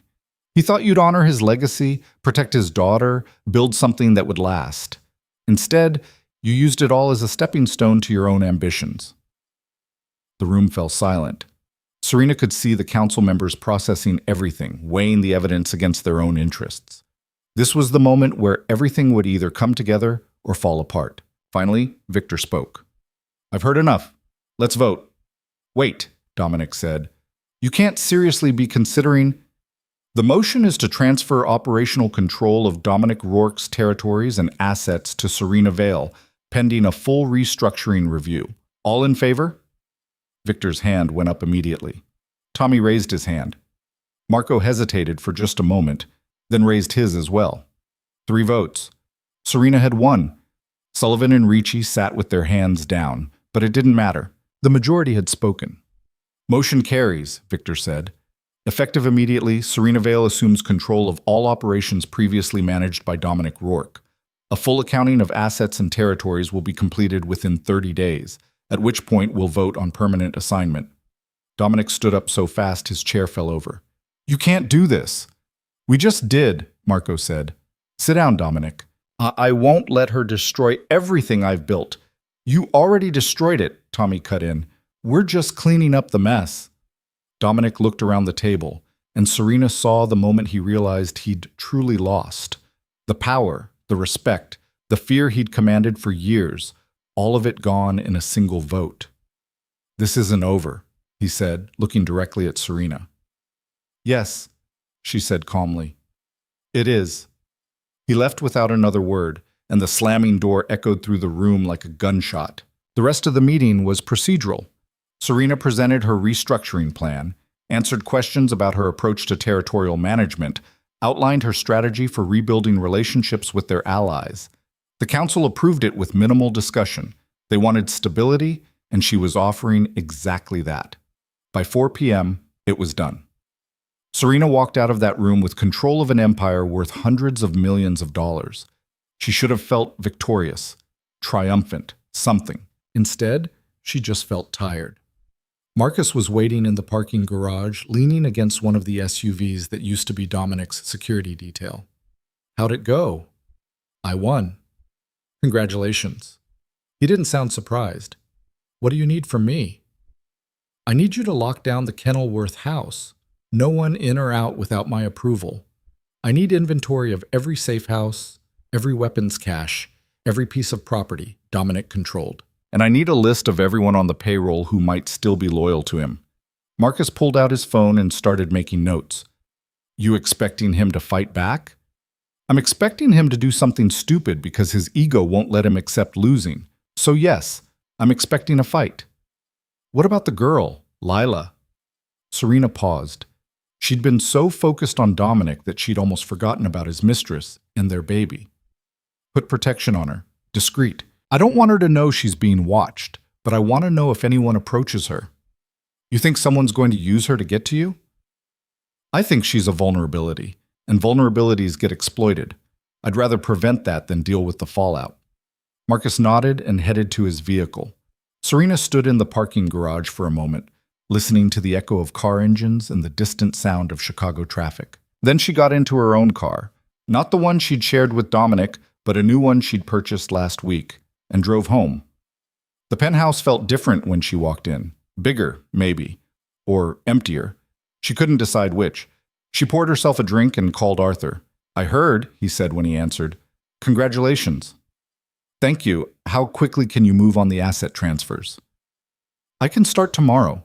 But Serena, you need to understand that Dominic's going to contest everything. He might not have council backing anymore, but he's still got resources, and he's going to use them. Let him try. Everything's documented. The council voted. He's done. He's not done until he accepts that he's done. And from what I know about Dominic Rourke, acceptance isn't his strong suit. Arthur was right, of course. Serena knew it even as she was dismissing his concerns. But she was too keyed up to think about contingencies right now. She'd just pulled off something that should have been impossible. A woman taking control of a major criminal organization without firing a single shot. She spent the rest of the evening going through files Marcus had sent over, learning the full scope of what she'd just inherited. It was more complicated than she'd anticipated. Dominic had his fingers in dozens of operations, some of which she'd known about, many of which she hadn't. Protection rackets, money laundering schemes, legitimate businesses used as fronts, real estate holdings across 3 states. And buried in the middle of it all, she found something that made her stop cold. A life insurance policy on Lila Hart, $2 million with Dominic as the beneficiary. Dated 3 months ago. Serena stared at the document for a long time, feeling something twist in her gut. Life insurance on a healthy 26-year-old woman wasn't unusual by itself, but combined with everything else, it painted a disturbing picture. She called Elena. I need you to do something, Serena said when her cousin answered, and I need you to do it quietly. How quietly are we talking? Off the books. Personal favor, not official FBI business. Elena sighed. What am I looking for? I need to know if there have been any hits taken out recently. Any contracts, any whispers about someone wanting a problem to disappear. Serena, that's not exactly my department. I know, but you have access to informants, to street intelligence. Just ask around. See if Dominic Rourke's name comes up in connection with anything like that. There was a long pause. You think he's planning to kill his mistress? I think he took out a $2 million life insurance policy on her 3 months ago, right around the time I started asking questions about his finances. And I think desperate men do desperate things.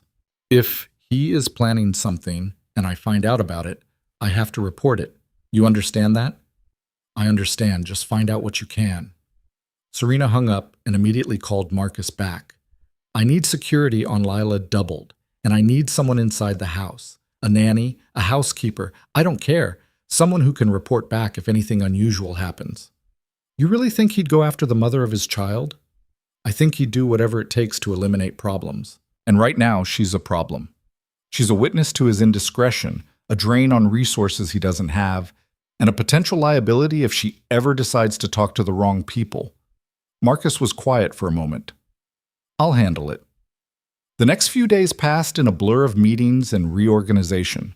Serena met with every key player in the organization, from the street-level operators to the white-collar criminals who managed their legitimate businesses. She listened to their concerns, addressed their questions, and made it clear that while leadership had changed, the fundamental structure would remain stable. Most of them accepted it with varying degrees of grace. A few tested her, pushing boundaries to see if she'd enforce the same rules Dominic had. She did, swiftly and without mercy. Word spread quickly. The new boss was just as ruthless as the old one, maybe more so because she didn't let ego cloud her judgment.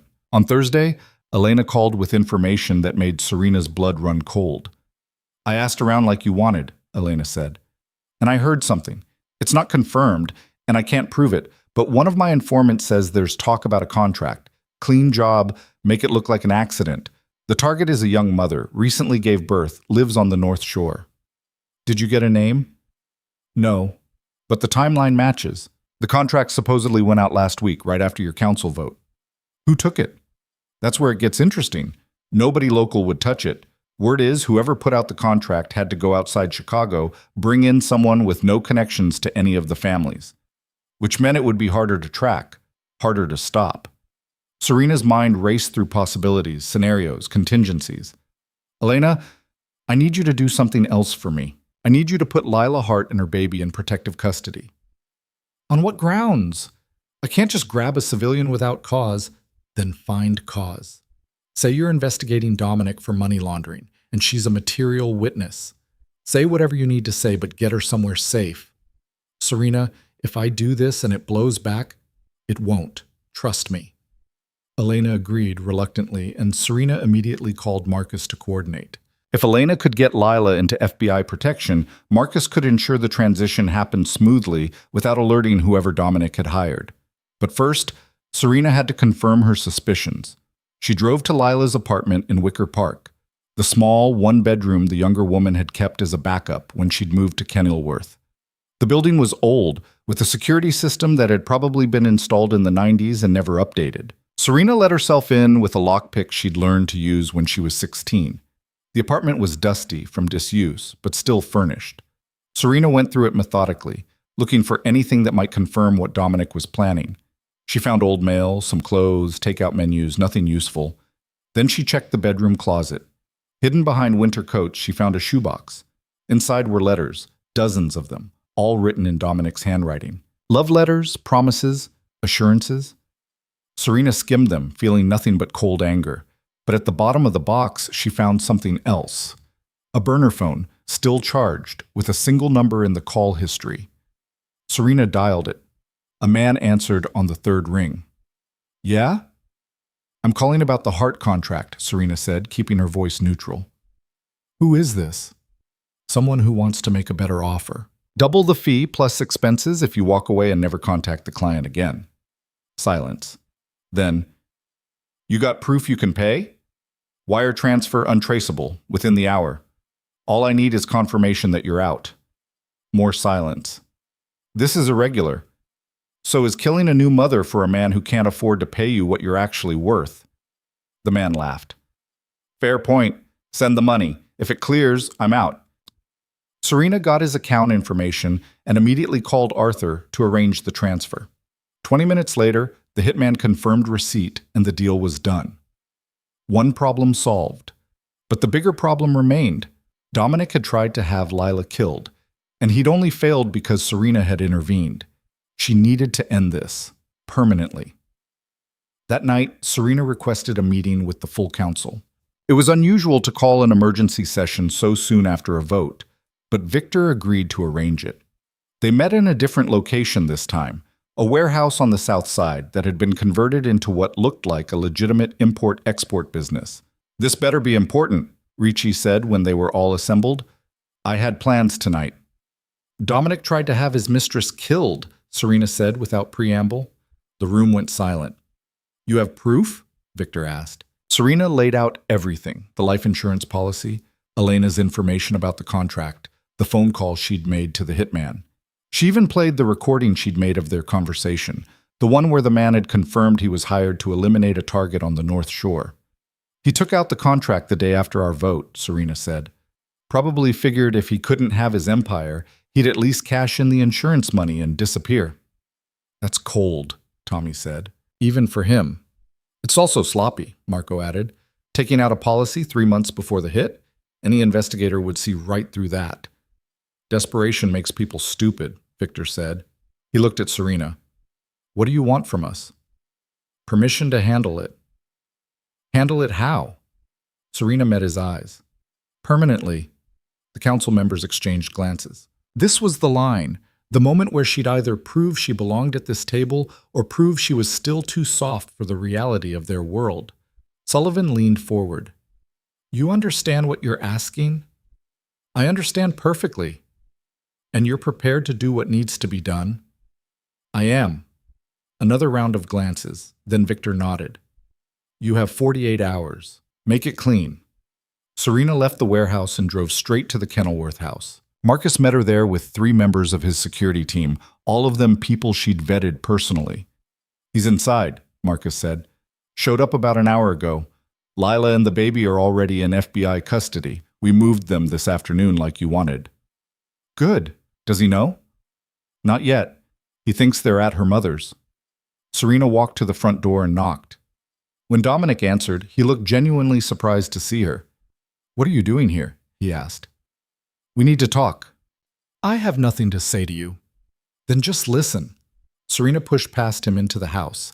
It was exactly as the photos had shown. Expensively furnished, decorated in soft neutrals, a baby's nursery visible down the hall.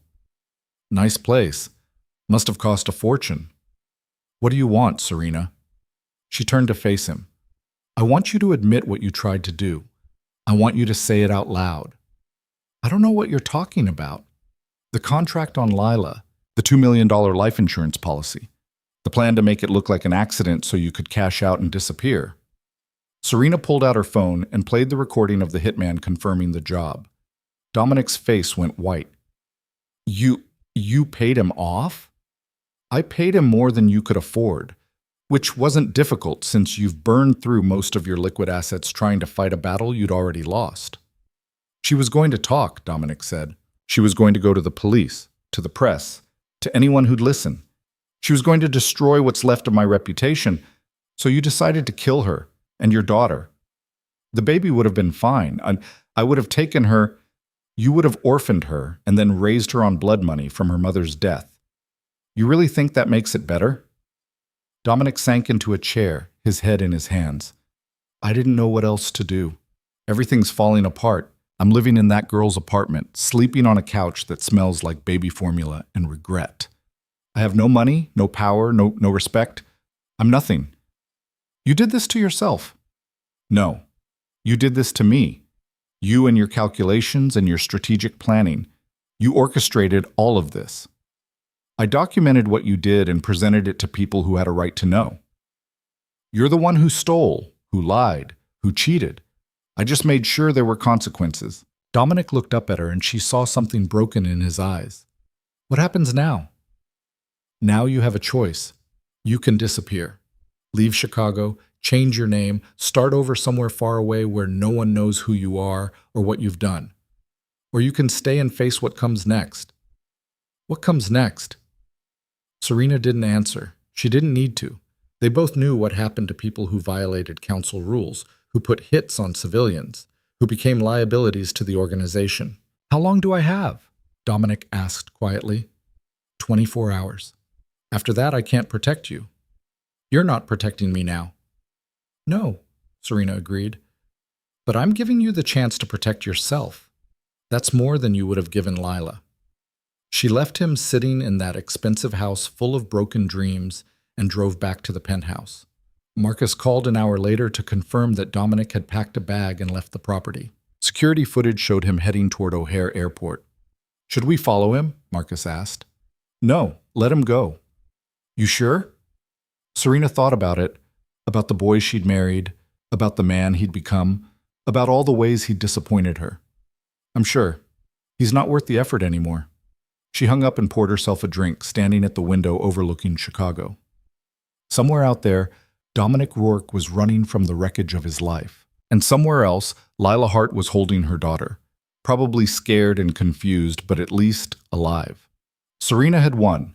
She'd taken everything from Dominic, his power, his empire, his future, without firing a shot or ordering a hit. She'd done it with strategy and patience and an understanding of human nature that her father would have admired. But victory felt hollow in a way she hadn't expected. Her phone buzzed with the text from Victor.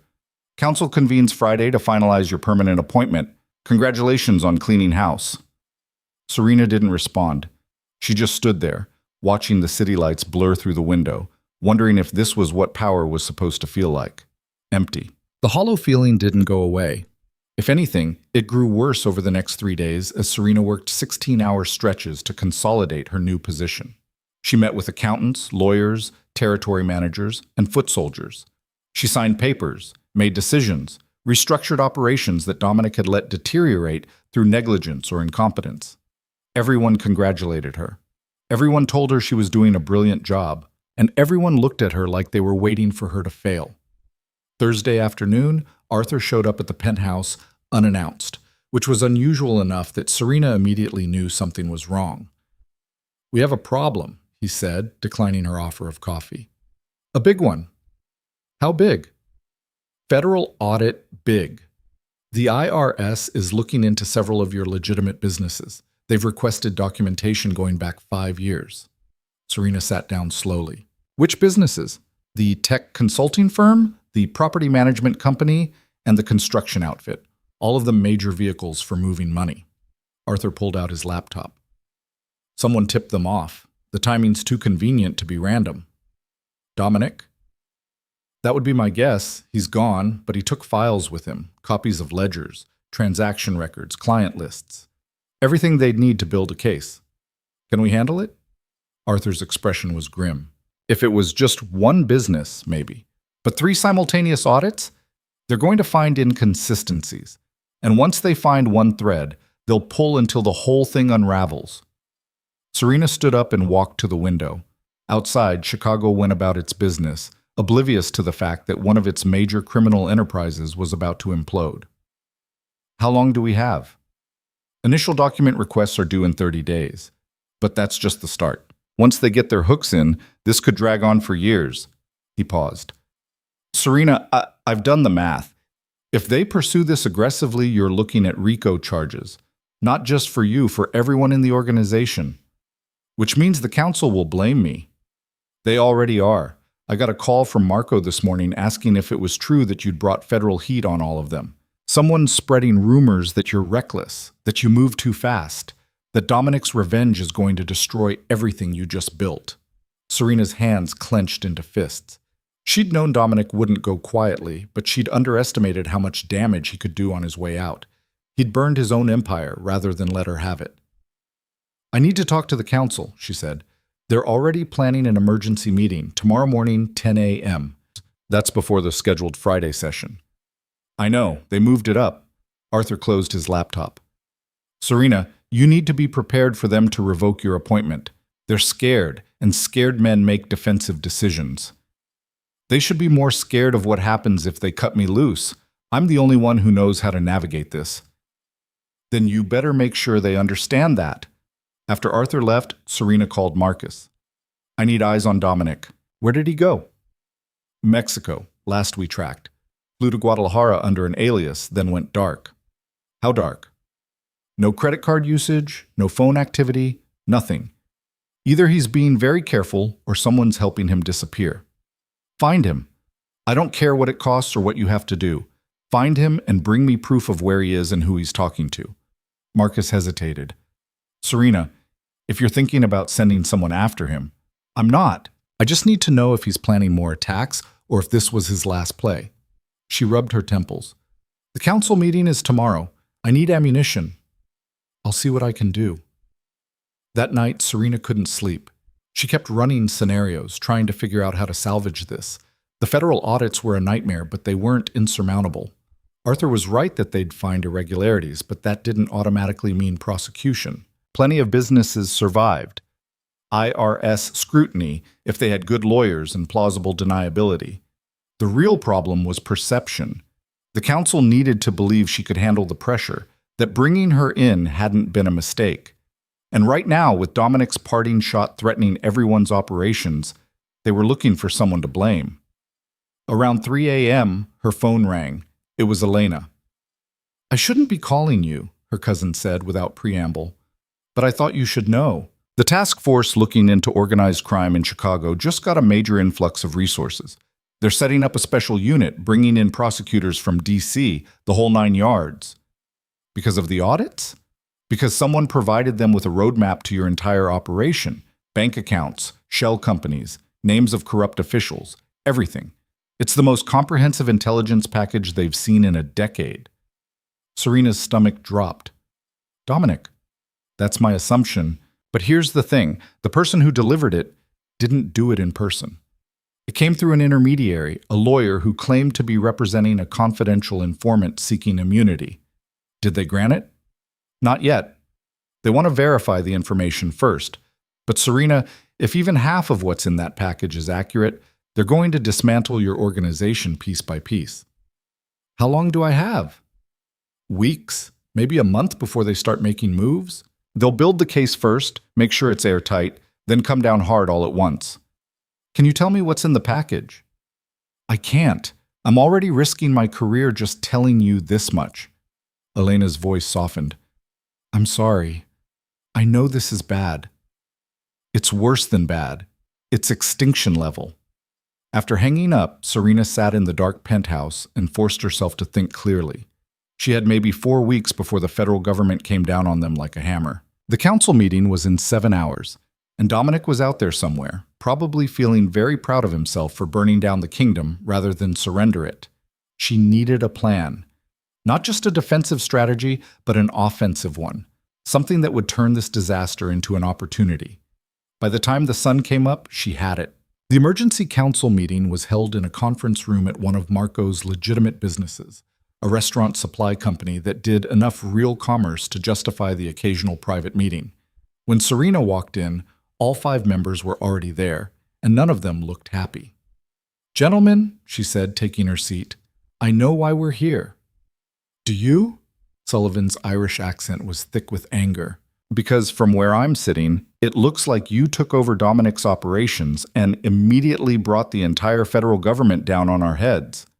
Dominic brought the government down on us. I'm just the one who has to clean it up. By doing what? Ricci demanded.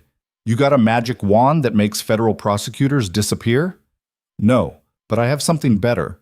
I have a strategy that will protect all of us while simultaneously eliminating the threat. Victor leaned back in his chair. I'm listening. Serena pulled out a folder and distributed copies to each council member. What you're looking at is a comprehensive reorganization plan. We're going to shut down every business that's been compromised, liquidate the assets, and distribute the proceeds according to each member's stake. That's surrender, Marco said. That's cutting off the infected limb before it kills the patient. Those businesses are dead already. The audits will destroy them no matter what we do. But if we shut them down ourselves, claim financial difficulties, and cooperate with the investigators, we control the narrative. Cooperate? Sullivan looked like he wanted to reach across the table. You want us to work with the feds? I want us to give them exactly what they expect to find. Failing businesses with sloppy bookkeeping and minor tax irregularities. Nothing that rises to the level of organized crime. Nothing that justifies a RICO case. Serena met each of their eyes in turn. We take a small loss now to avoid a catastrophic loss later. And what about the operations those businesses were covering? Tommy asked. We move them.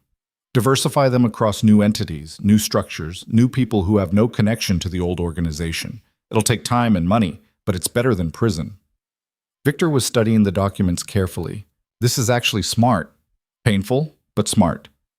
It's also incomplete, Ricci said. What about Dominic? He's the one who gave them this information. As long as he's out there, he can keep feeding them intelligence. Which is why we're going to neutralize him, Serena said. The room went very quiet. Neutralize how? Marco asked carefully. We're going to give the FBI a bigger fish. Someone they want more than they want us. Serena pulled out another document. I've been in contact with a federal prosecutor through back channels. They're interested in building a case against a certain Mexican cartel that's been expanding into the Midwest.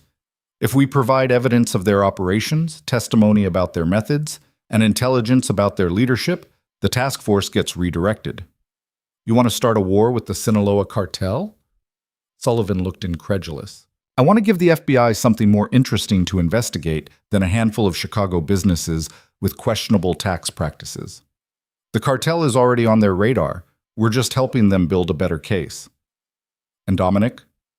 Dominic's in Mexico, probably being sheltered by cartel contacts he's made over the years. If we can connect him to their operations, prove he's been facilitating their expansion into our territories, then he becomes part of their investigation instead of ours. Tommy was nodding slowly. You frame him as a cartel asset instead of a local operator. Exactly. It shifts the entire focus of the investigation. We become witnesses instead of targets. Victor set down the documents and looked at Serena with something that might have been respect. This could work. It's risky as hell, but it could work. It's also going to require all of you to be willing to give testimony under immunity agreements, Serena said. Limited immunity, carefully negotiated, but still. You'll have to sit in front of federal prosecutors and tell them things about how we operate. Controlled leaks, Marco said. Give them just enough to make the testimony valuable without exposing anything critical. Right. Arthur's already working on the immunity agreements. He's got lawyers who specialize in this kind of thing. Ricci was still skeptical. And if this backfires, if they use our testimony to build cases against us anyway, then we're no worse off than we are now. Dominic's package is going to bury us if we don't do something. This is the only play that gives us a chance. The council members exchanged glances. Serena could see them calculating, weighing the risks against the alternatives. Finally, Victor spoke. I'm in, but I want Arthur's lawyers to review every word of my testimony before it goes anywhere near a prosecutor. Agreed, Serena said. One by one, the others fell in line, even Sullivan and Ricci, though they made it clear they weren't happy about it. There's one more thing, Serena said. This only works if we're completely unified. If anyone breaks ranks, if anyone tries to make a side deal or protect their own interests at the expense of the group, the whole thing falls apart. You talking about anyone specific? Marco asked. I'm talking about all of us. We need to be a united front, at least until this is over. And then what? Sullivan asked. After the investigation is redirected and the heat dies down, what happens to your appointment? Do we go back to fighting over territory? That depends on whether you want stability or chaos, Serena said. I've shown you I can handle a crisis. I've shown you I can think strategically and make hard decisions. The question is whether you trust me enough to lead us through what comes next. The council members looked at each other. Then Victor raised his hand. I vote to make Serena's appointment permanent. She's earned it. Tommy raised his hand. So did Marco. Sullivan and Ricci hesitated, then slowly raised theirs as well. Motion carries, Victor said. Congratulations, Serena. You're officially one of us now. Serena should have felt triumphant. She'd just secured a permanent seat on the council, something no woman had ever done in Chicago's criminal history. But all she felt was the weight of responsibility settling onto her shoulders like a lead blanket. Thank you, she said. I won't let you down.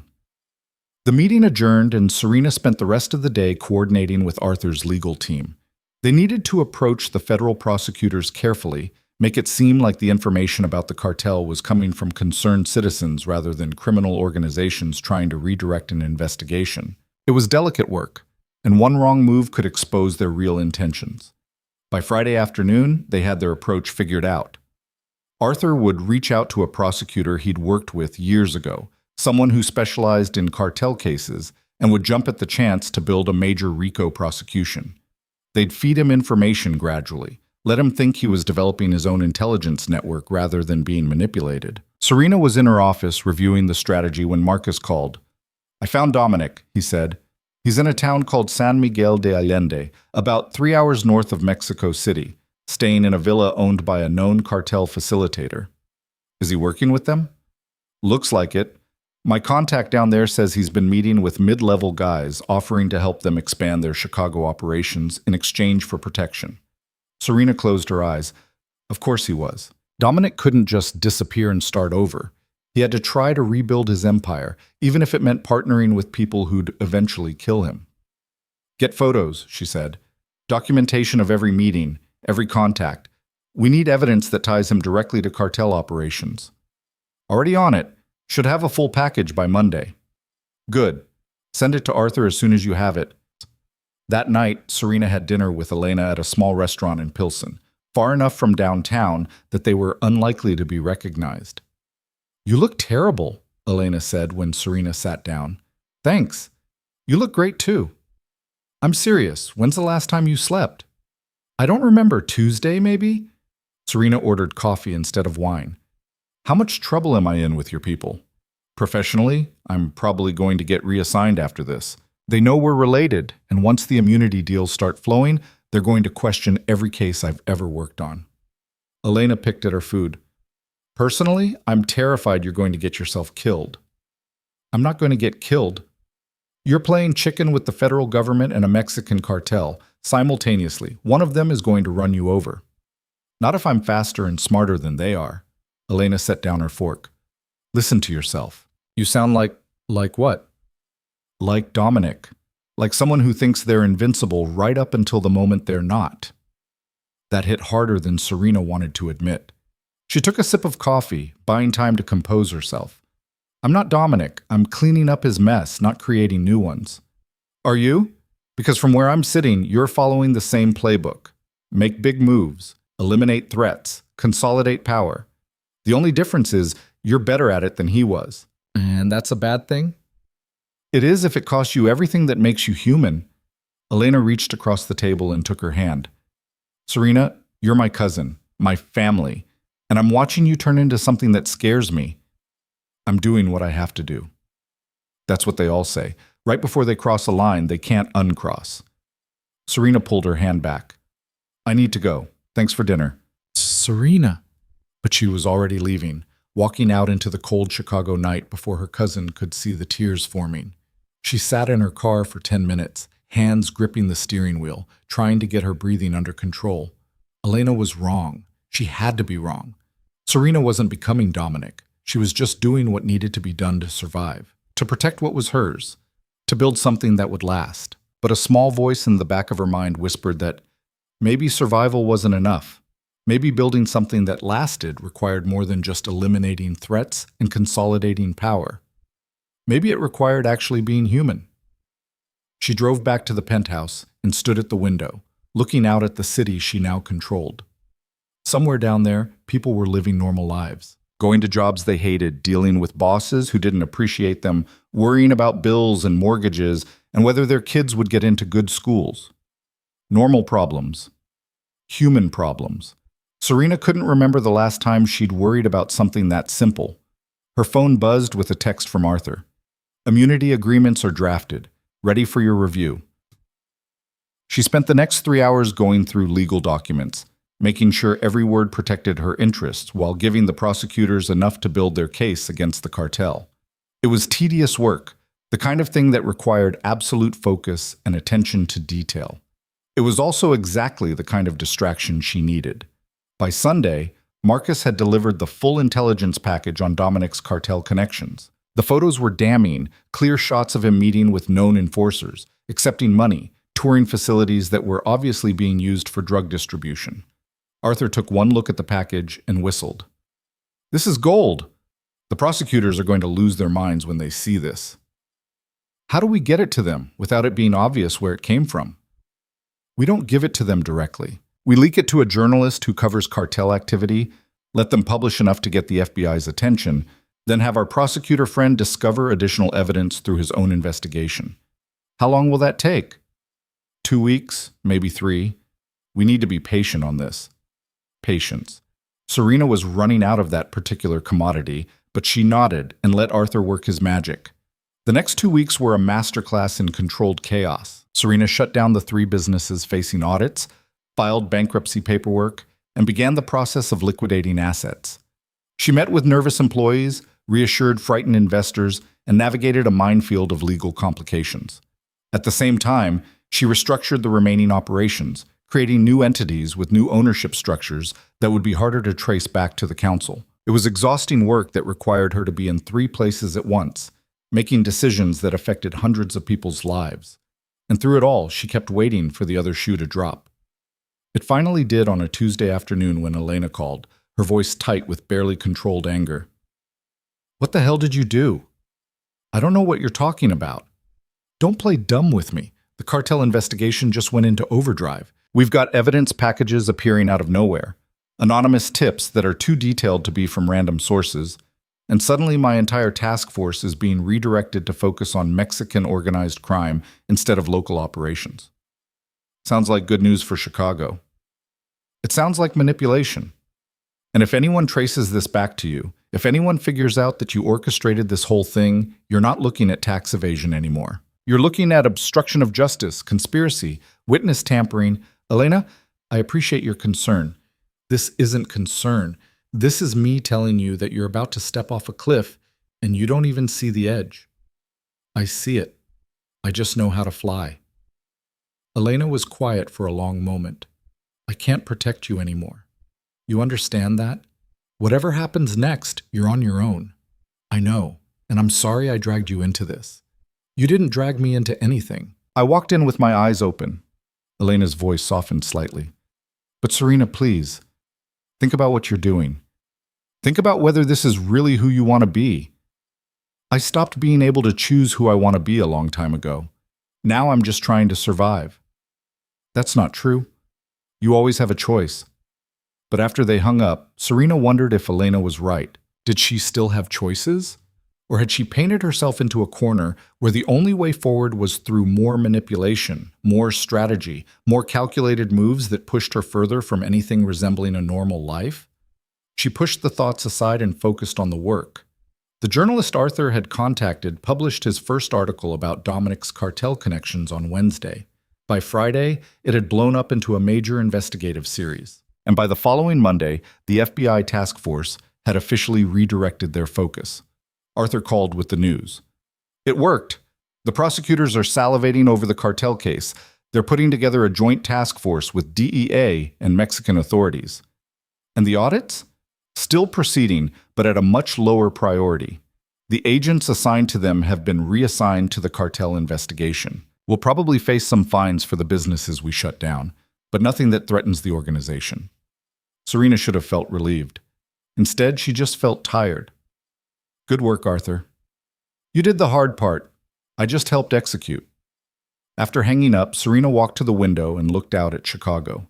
It was late afternoon, the sun casting long shadows across the buildings. In a few hours, rush hour would start, and millions of people would head home to families and friends and lives that didn't require constant calculation. She wondered what that felt like. Her phone rang again. This time it was Victor. I'm calling a council meeting, he said. Tomorrow night, we need to discuss next steps now that the heat's off. What kind of next steps? The kind where we figure out what our organization looks like going forward. You've proven you can handle a crisis. Now we need to see if you can handle success. Success, it turned out, was harder to navigate than crisis. The council meeting the next night felt different from all the others. There was no urgency, no immediate threat to address.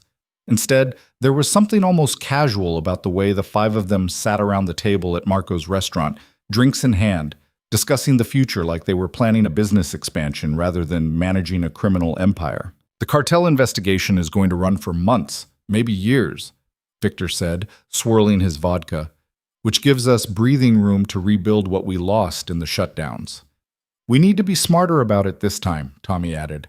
More separation between the legitimate businesses and the actual operations. Cleaner lines. Marco nodded. I've been working with some consultants, legal ones, ironically, who specialize in corporate structure. They can help us create entities that can withstand scrutiny.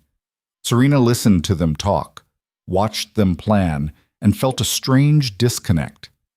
These were the men who'd voted to give her a seat at this table, who'd trusted her to navigate them through an existential threat. And she'd delivered.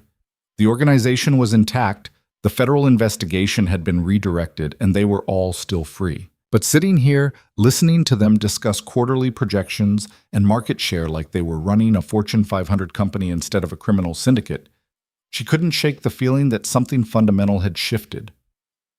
What about you, Serena? Sullivan asked, pulling her from her thoughts. You've been quiet. What's your vision for where we go from here? She set down her untouched drink. I think we need to start transitioning out of the criminal operations entirely. The room went silent. Excuse me, Ricci said finally. I'm serious. We've built enough legitimate businesses, enough real assets that we don't need the illegal operations anymore. They're what brings the heat, what creates the risk. If we slowly phase them out over the next few years, invest everything in legitimate enterprises, we could actually become boring, Marco interrupted. Serena, we're not businessmen playing at being criminals. We're criminals who happen to run businesses. Are we? Because from where I'm sitting, most of our income now comes from legitimate sources. The illegal operations are almost nostalgia at this point. They're what we do because it's what we've always done, not because they're actually profitable. Victor was studying her with an unreadable expression. You're talking about going straight. I'm talking about evolution, about building something that lasts beyond us, beyond the constant threat of investigation and prosecution and prison. Serena leaned forward. My father spent 20 years running the South Side, and what did he have to show for it when he died? Nothing. No legacy, no empire that survived him, just a territory that got absorbed into someone else's operation. He had you, Tommy said quietly. He had a daughter who watched him work himself to death for something that disappeared the moment he was gone. I don't want that. I want to build something real. Sullivan laughed, but it wasn't a kind sound. You want to be legitimate. You want to walk away from everything that got you that seat and pretend you're just another businesswoman. I want to be smart enough to see the writing on the wall. Federal investigations are getting more sophisticated, asset forfeiture laws are getting stronger, and the profit margins on illegal operations are shrinking every year. We're fighting a losing battle, and the smart move is to exit while we still can. The smart move, Ricci said, his voice cold, is to keep doing what we've always done, what's worked for decades. Until it doesn't work anymore. Until one of us gets caught, makes a deal, and brings the whole thing down. Serena met each of their eyes. I'm not saying we do this overnight. I'm saying we develop a 5-year plan to transition our operations, diversify our holdings, and position ourselves so that when the next crisis comes, and it will come, we're insulated from it. Victor set down his glass.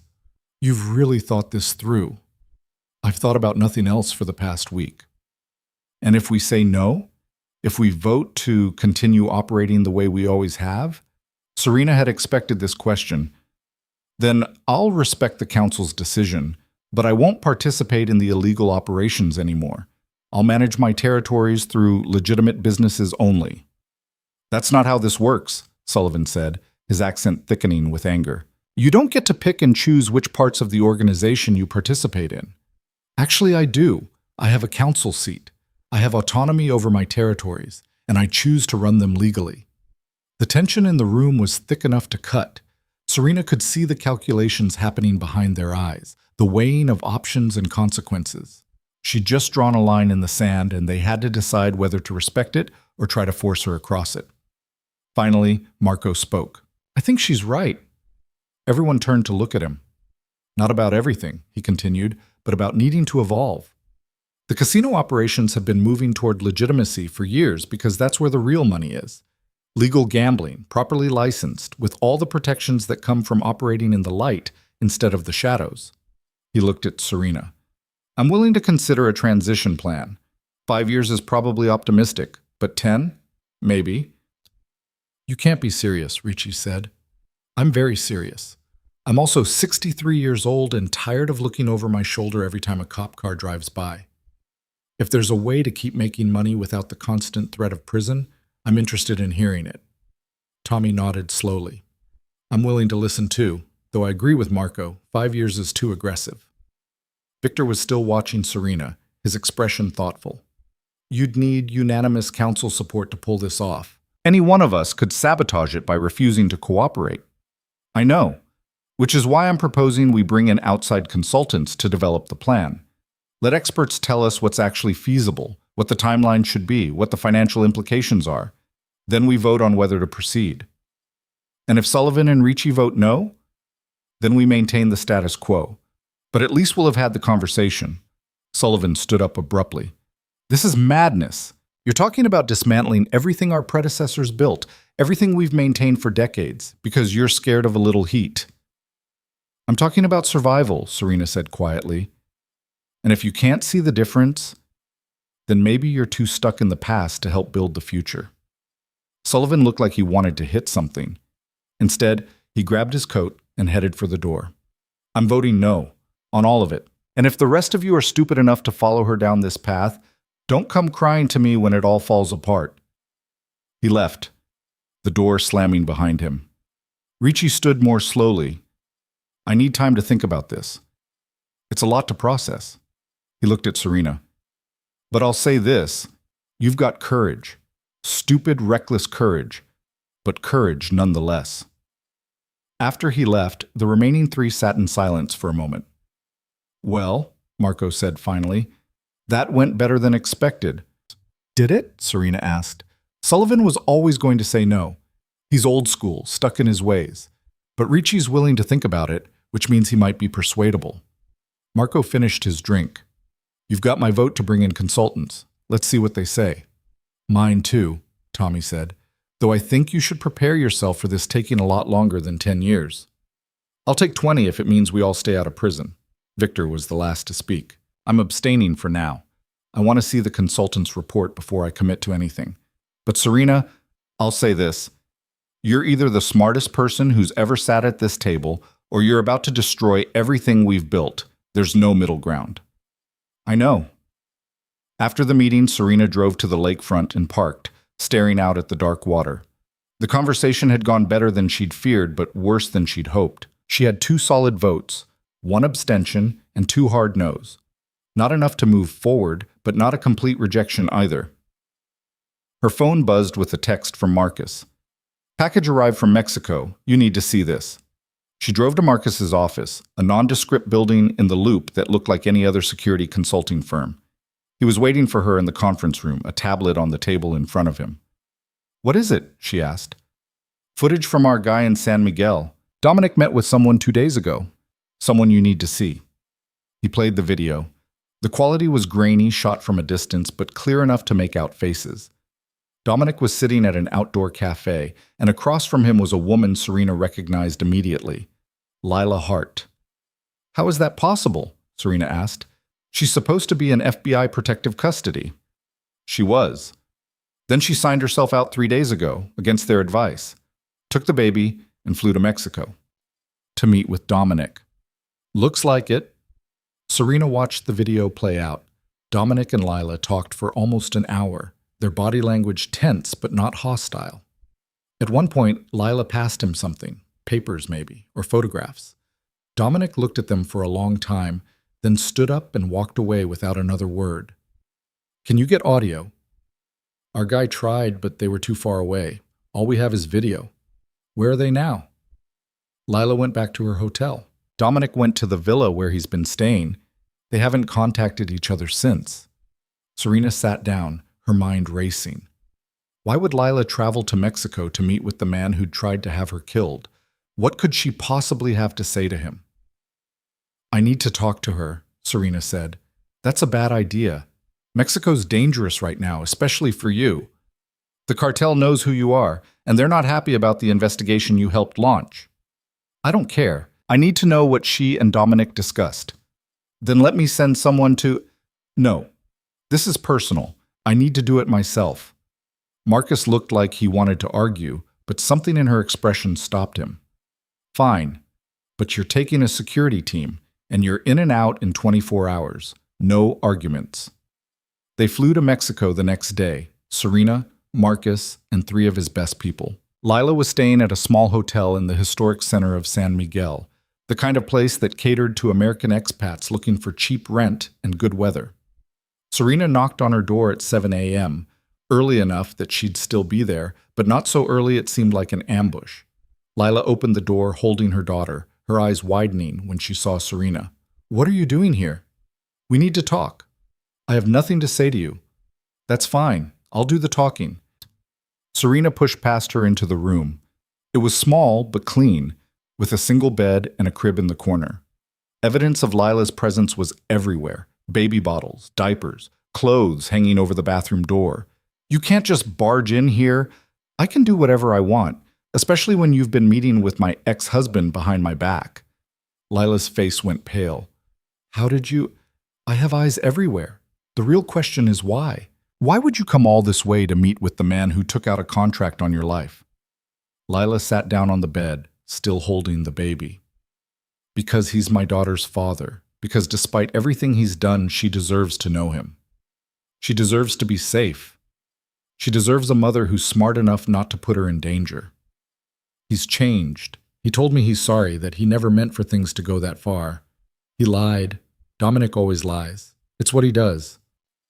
Serena knelt down in front of her. Listen to me. Whatever he told you, whatever promises he made, they're not real. He's desperate and dangerous, and he'll use you and that baby to get what he wants. What does he want? Revenge. Against me, against the council, against everyone who took away his power. And if you're stupid enough to help him, you'll end up dead or in prison. Probably both. Lila's eyes filled with tears.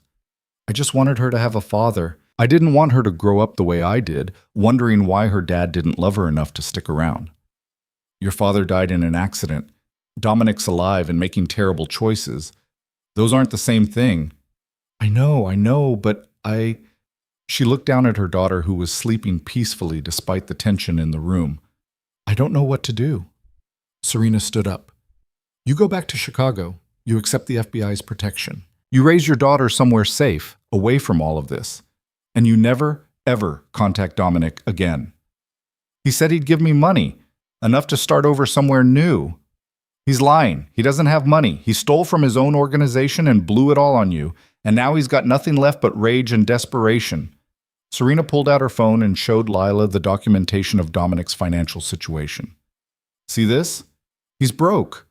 Whatever he promised you is worthless. Lila stared at the screen, her face crumbling. He showed me papers, bank statements, account numbers, forgeries, good ones probably, but fake. Serena put her phone away. Lila, I know you want to believe he's capable of change, but some people aren't, and Dominic is one of them. Why do you care what happens to me? It was a fair question. Serena had spent months destroying Dominic, had orchestrated his complete downfall without hesitation. Lila should have been just another casualty, another piece of collateral damage in a war Serena had started. But sitting here, looking at this young woman holding her baby, Serena saw something she recognized. Desperation. The need to believe that love could fix broken things, that people could change if you just gave them enough chances. She'd believed that once too. I care because you and that baby don't deserve to be destroyed by Dominic's choices, Serena said. You were stupid to get involved with a married man, and you're being stupid now by trusting him. But stupidity shouldn't be a death sentence. Lila wiped her eyes. What do I do? You come back to Chicago with me. Today.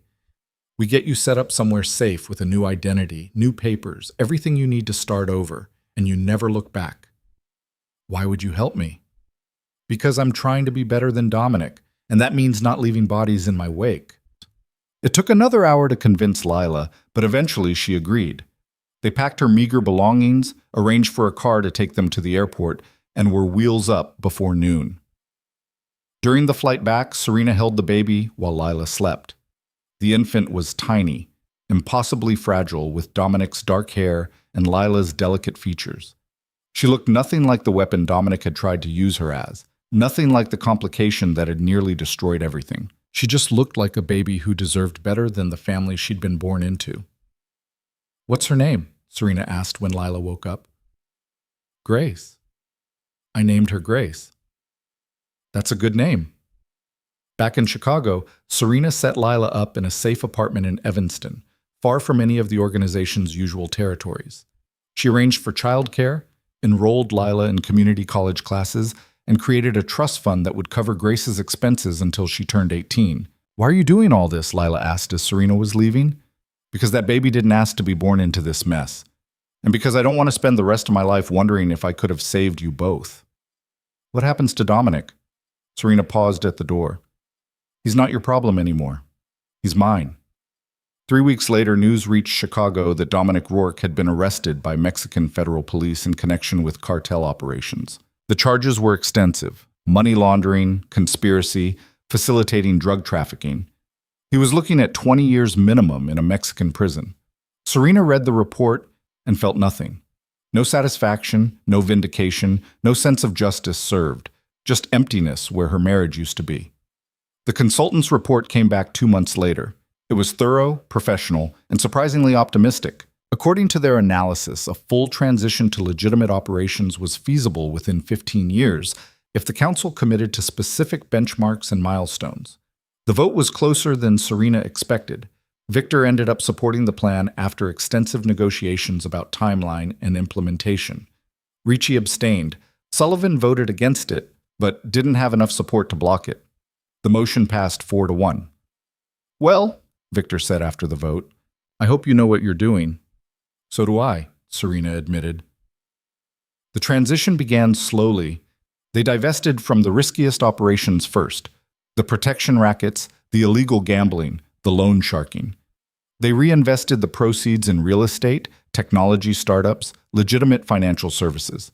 It was boring work, the kind that required patience and planning, rather than quick decisions and bold moves. Serena found she was good at it. A year after taking control of Dominic's empire, she sat in her office overlooking Chicago and took stock of what she'd built. The organization was smaller than it had been under Dominic, but more stable. Their profit margins were lower, but more sustainable. They'd lost some of the old guard who couldn't adapt to the new reality, but they'd gained young talent who understood the changing landscape. And most importantly, none of them were under federal investigation. Her phone rang. It was Elena. "I'm calling to tell you I got reassigned," her cousin said. "Out of organized crime into white-collar fraud." "I'm sorry." "Don't be. It's actually a relief. I don't have to worry about arresting my own family anymore." Elena paused. "How are you doing? Really?" Serena looked out at the city. "I'm okay. It's different than I expected, but okay." "Different how?" "Lonelier. I thought winning would feel better than this." "Winning usually does feel lonely, especially when you've had to burn everything down to get there." "I didn't burn everything. I built something new." "Did you? Or did you just repaint the same building?" It was a question Serena kept coming back to over the following months. She'd dismantled Dominic's empire and rebuilt it in her own image, but had she actually changed anything fundamental, or had she just become a more efficient version of what he'd been? She didn't have an answer. 2 years after taking her seat on the council, Serena received an unexpected visitor. Arthur showed up at her office with someone she didn't recognize. A young woman, maybe 25, dressed in business casual and carrying a leather portfolio. "Serena, this is Jennifer Chen," Arthur said. "Tommy's daughter. She just graduated from Stanford Business School, and she's interested in learning the family business." Serena shook Jennifer's hand. "The legitimate side or the other side?" "The legitimate side," Jennifer said without hesitation. "My father told me what you're doing, how you're transitioning the organization. I want to be part of that." Over the next hour, Jennifer laid out her vision for modernizing their operations, incorporating new technologies, expanding into markets they'd never considered. She was smart, articulate, and completely fearless in a way that reminded Serena of herself at that age. "What do you think?" Jennifer asked when she'd finished her presentation. "I think you're going to be running this place in 10 years. "That's the plan." After she left, Serena sat alone in her office and allowed herself a small smile. Maybe Elena had been wrong. Maybe she hadn't just repainted the same building. Maybe she'd laid the foundation for something genuinely different, something that could outlast all of them. 3 years after Dominic's arrest, Serena received a letter from him. It had been forwarded through multiple channels, heavily redacted by prison censors, but the core message came through clearly enough. He was dying. Liver cancer, advanced stage. The Mexican prison system wasn't known for its medical care, and he'd been denied transfer to a facility that could treat him properly. He wanted to see her. Serena stared at the letter for a long time. Part of her wanted to ignore it, to let him die alone in that prison without the satisfaction of a final conversation. But another part, a smaller, quieter part she'd tried to suppress, wondered if there was something he needed to say, or something she needed to hear. She flew to Mexico alone, against Marcus's strong objections. The prison was exactly as grim as she'd imagined: concrete walls, barbed wire, guards who looked at her with undisguised contempt. They brought Dominic to a visiting room that smelled like bleach and despair.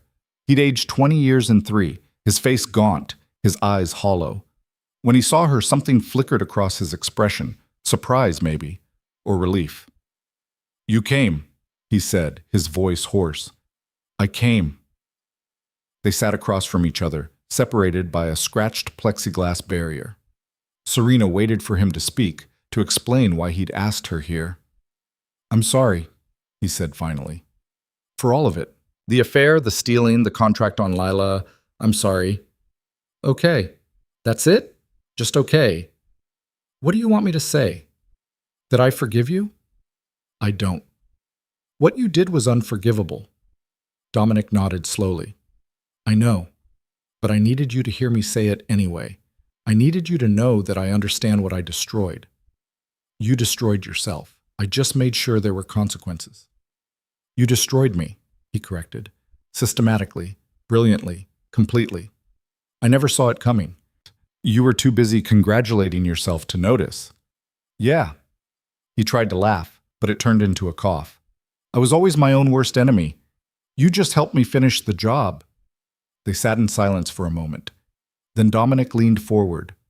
Is it true what I heard? That you're going legitimate? It's true. And the council agreed to it? Eventually. That's remarkable. I never could have pulled that off. I know. He studied her through the plexiglass. You're going to build something that lasts, aren't you? Something real. That's the plan. Good. That's good. He sat back.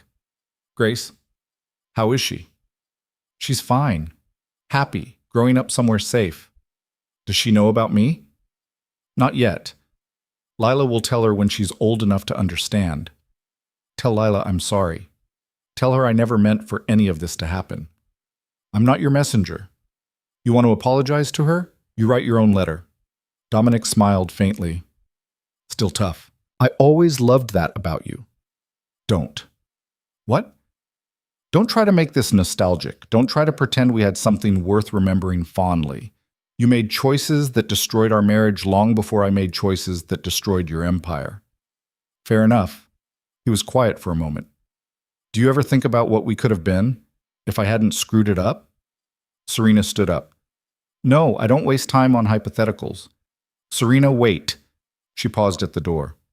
Thank you for coming, for letting me say what I needed to say. She looked back at him one last time. Goodbye, Dominic. She walked out of that prison and never looked back. Dominic died 6 weeks later. There was a small service in Chicago attended by people who'd worked for him, who remembered when he'd been powerful and feared. Serena didn't go. Neither did Lila. The council voted to split his remaining assets among the members. Serena's share went into the trust fund for Grace. 5 years after taking control, Serena stood in front of the council and presented a report on their progress. They'd successfully transitioned 70% of their operations to legitimate businesses. Their combined net worth had actually increased despite divesting from illegal activities. And most importantly, not one of them had been arrested or investigated in those 5 years. It's working, she said. Everything we said we'd do, we're doing it. Ahead of schedule, Marco added. He'd become Serena's strongest ally on the council, championing the transition even when it cost him personally. So what's next? Tommy asked. Next, we finish the job. We divest from the remaining illegal operations, complete the transition, and position ourselves as a legitimate business consortium. In 10 years, no one will remember we were ever anything else. Except us, Sullivan said. He'd softened over the years, had eventually come around to supporting the transition. We'll always know what we were. That's true, Serena agreed. But knowing what we were doesn't mean we can't become something different. The final vote to complete the transition was unanimous. 8 years after destroying Dominic's empire, Serena stood at the window of her penthouse and watched the sun set over Chicago. The city looked different now, or maybe she just saw it differently. Either way, it was still beautiful. Her phone buzzed with a text from Jennifer Chen, who was now running day-to-day operations while Serena focused on strategic planning. Quarterly numbers are in. We're up 18%. Serena smiled. They'd done it. They'd actually pulled off something that everyone said was impossible, transforming a criminal organization into a legitimate business empire. Her doorbell rang. When she answered, she found Lila standing there with Grace, who was now 8 years old and looked so much like Dominic it was almost painful. I hope it's okay that we stopped by, Lila said. Grace wanted to thank you for the birthday present. It's fine. Come in. Grace handed her a drawing, a child's rendering of a house with flowers and a family standing in front. This is for you, to say thank you. It's beautiful, Serena said. What's the family in the picture? It's me and Mom, and you. Because Mom says you're family too. Serena looked at Lila, who shrugged. She asked about her father last year. I told her the truth, that he made mistakes and had to go away. But I also told her that sometimes family isn't just blood. Sometimes it's the people who choose to take care of you. I don't know if I qualify as family. You kept us safe when no one else would. You gave us a chance to start over. That qualifies. They stayed for dinner, the three of them eating pizza and talking about normal things, school, friends, the latest animated movie. It was ordinary and domestic in a way Serena had never experienced. After they left, she looked at Grace's drawing for a long time. Then she put it on her refrigerator, the first personal item that had occupied that space in years. 10 years after taking her seat on the council, Serena called a final meeting. They met at the original restaurant where they'd first voted to give her control, a decision that had changed all of their lives. I'm stepping down, she announced. The room erupted in protests and questions. Let me finish, Serena said. I'm stepping down because the job is done. We're completely legitimate now. We don't need a council to manage criminal operations. We need a board of directors to manage business interests, which means this organization, as it existed, is obsolete. That you want to dissolve the council? Victor asked. I want to transform it into something that reflects what we've actually become. A group of business leaders with shared investments and mutual interests. Marco nodded slowly. She's right. We're not criminals anymore. We're just rich people with complicated pasts. And that's what you want? Sullivan asked Serena. To become boring? I want to become something that lasts beyond us. Something we can be proud of instead of something we have to hide. The vote to dissolve the council and reform as a legitimate business consortium was unanimous. They drafted articles of incorporation, filed paperwork with the state, and formally established themselves as the Chicago Strategic Investment Group. It was boring, corporate, completely legitimate.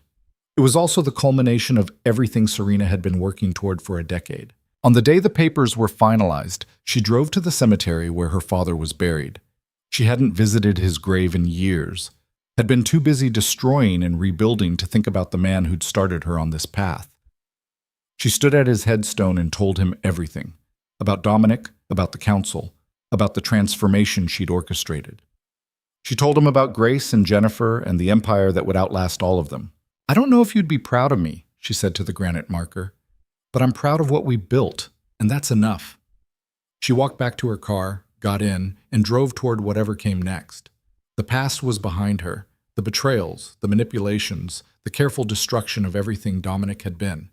And the future was unwritten, full of possibilities she was finally free to explore. For the first time in years, Serena felt something she barely recognized. Not victory or vindication or the hollow satisfaction of revenge, just peace. She'd started this journey as a woman who'd been betrayed, who'd discovered her husband's ultimate treachery in the form of 3 words on a phone screen. She'd responded not with rage but with strategy, not with violence but with precision. And in the end, she hadn't destroyed Dominic with a bullet or a blade. She'd erased him through patience, through planning, through becoming something he could never comprehend. She'd become free. Serena drove through Chicago, the city that had been her kingdom and her cage, and allowed herself a small smile. Somewhere out there, Dominic was dead. His legacy was dust. His empire had been transformed into something he wouldn't recognize. And his ex-wife sat at the helm of a legitimate business empire worth hundreds of millions, surrounded by people she'd chosen, building something that would last generations. The queen had won, not by destroying the king, but by making him irrelevant. And that, Serena thought, was the sweetest victory of all.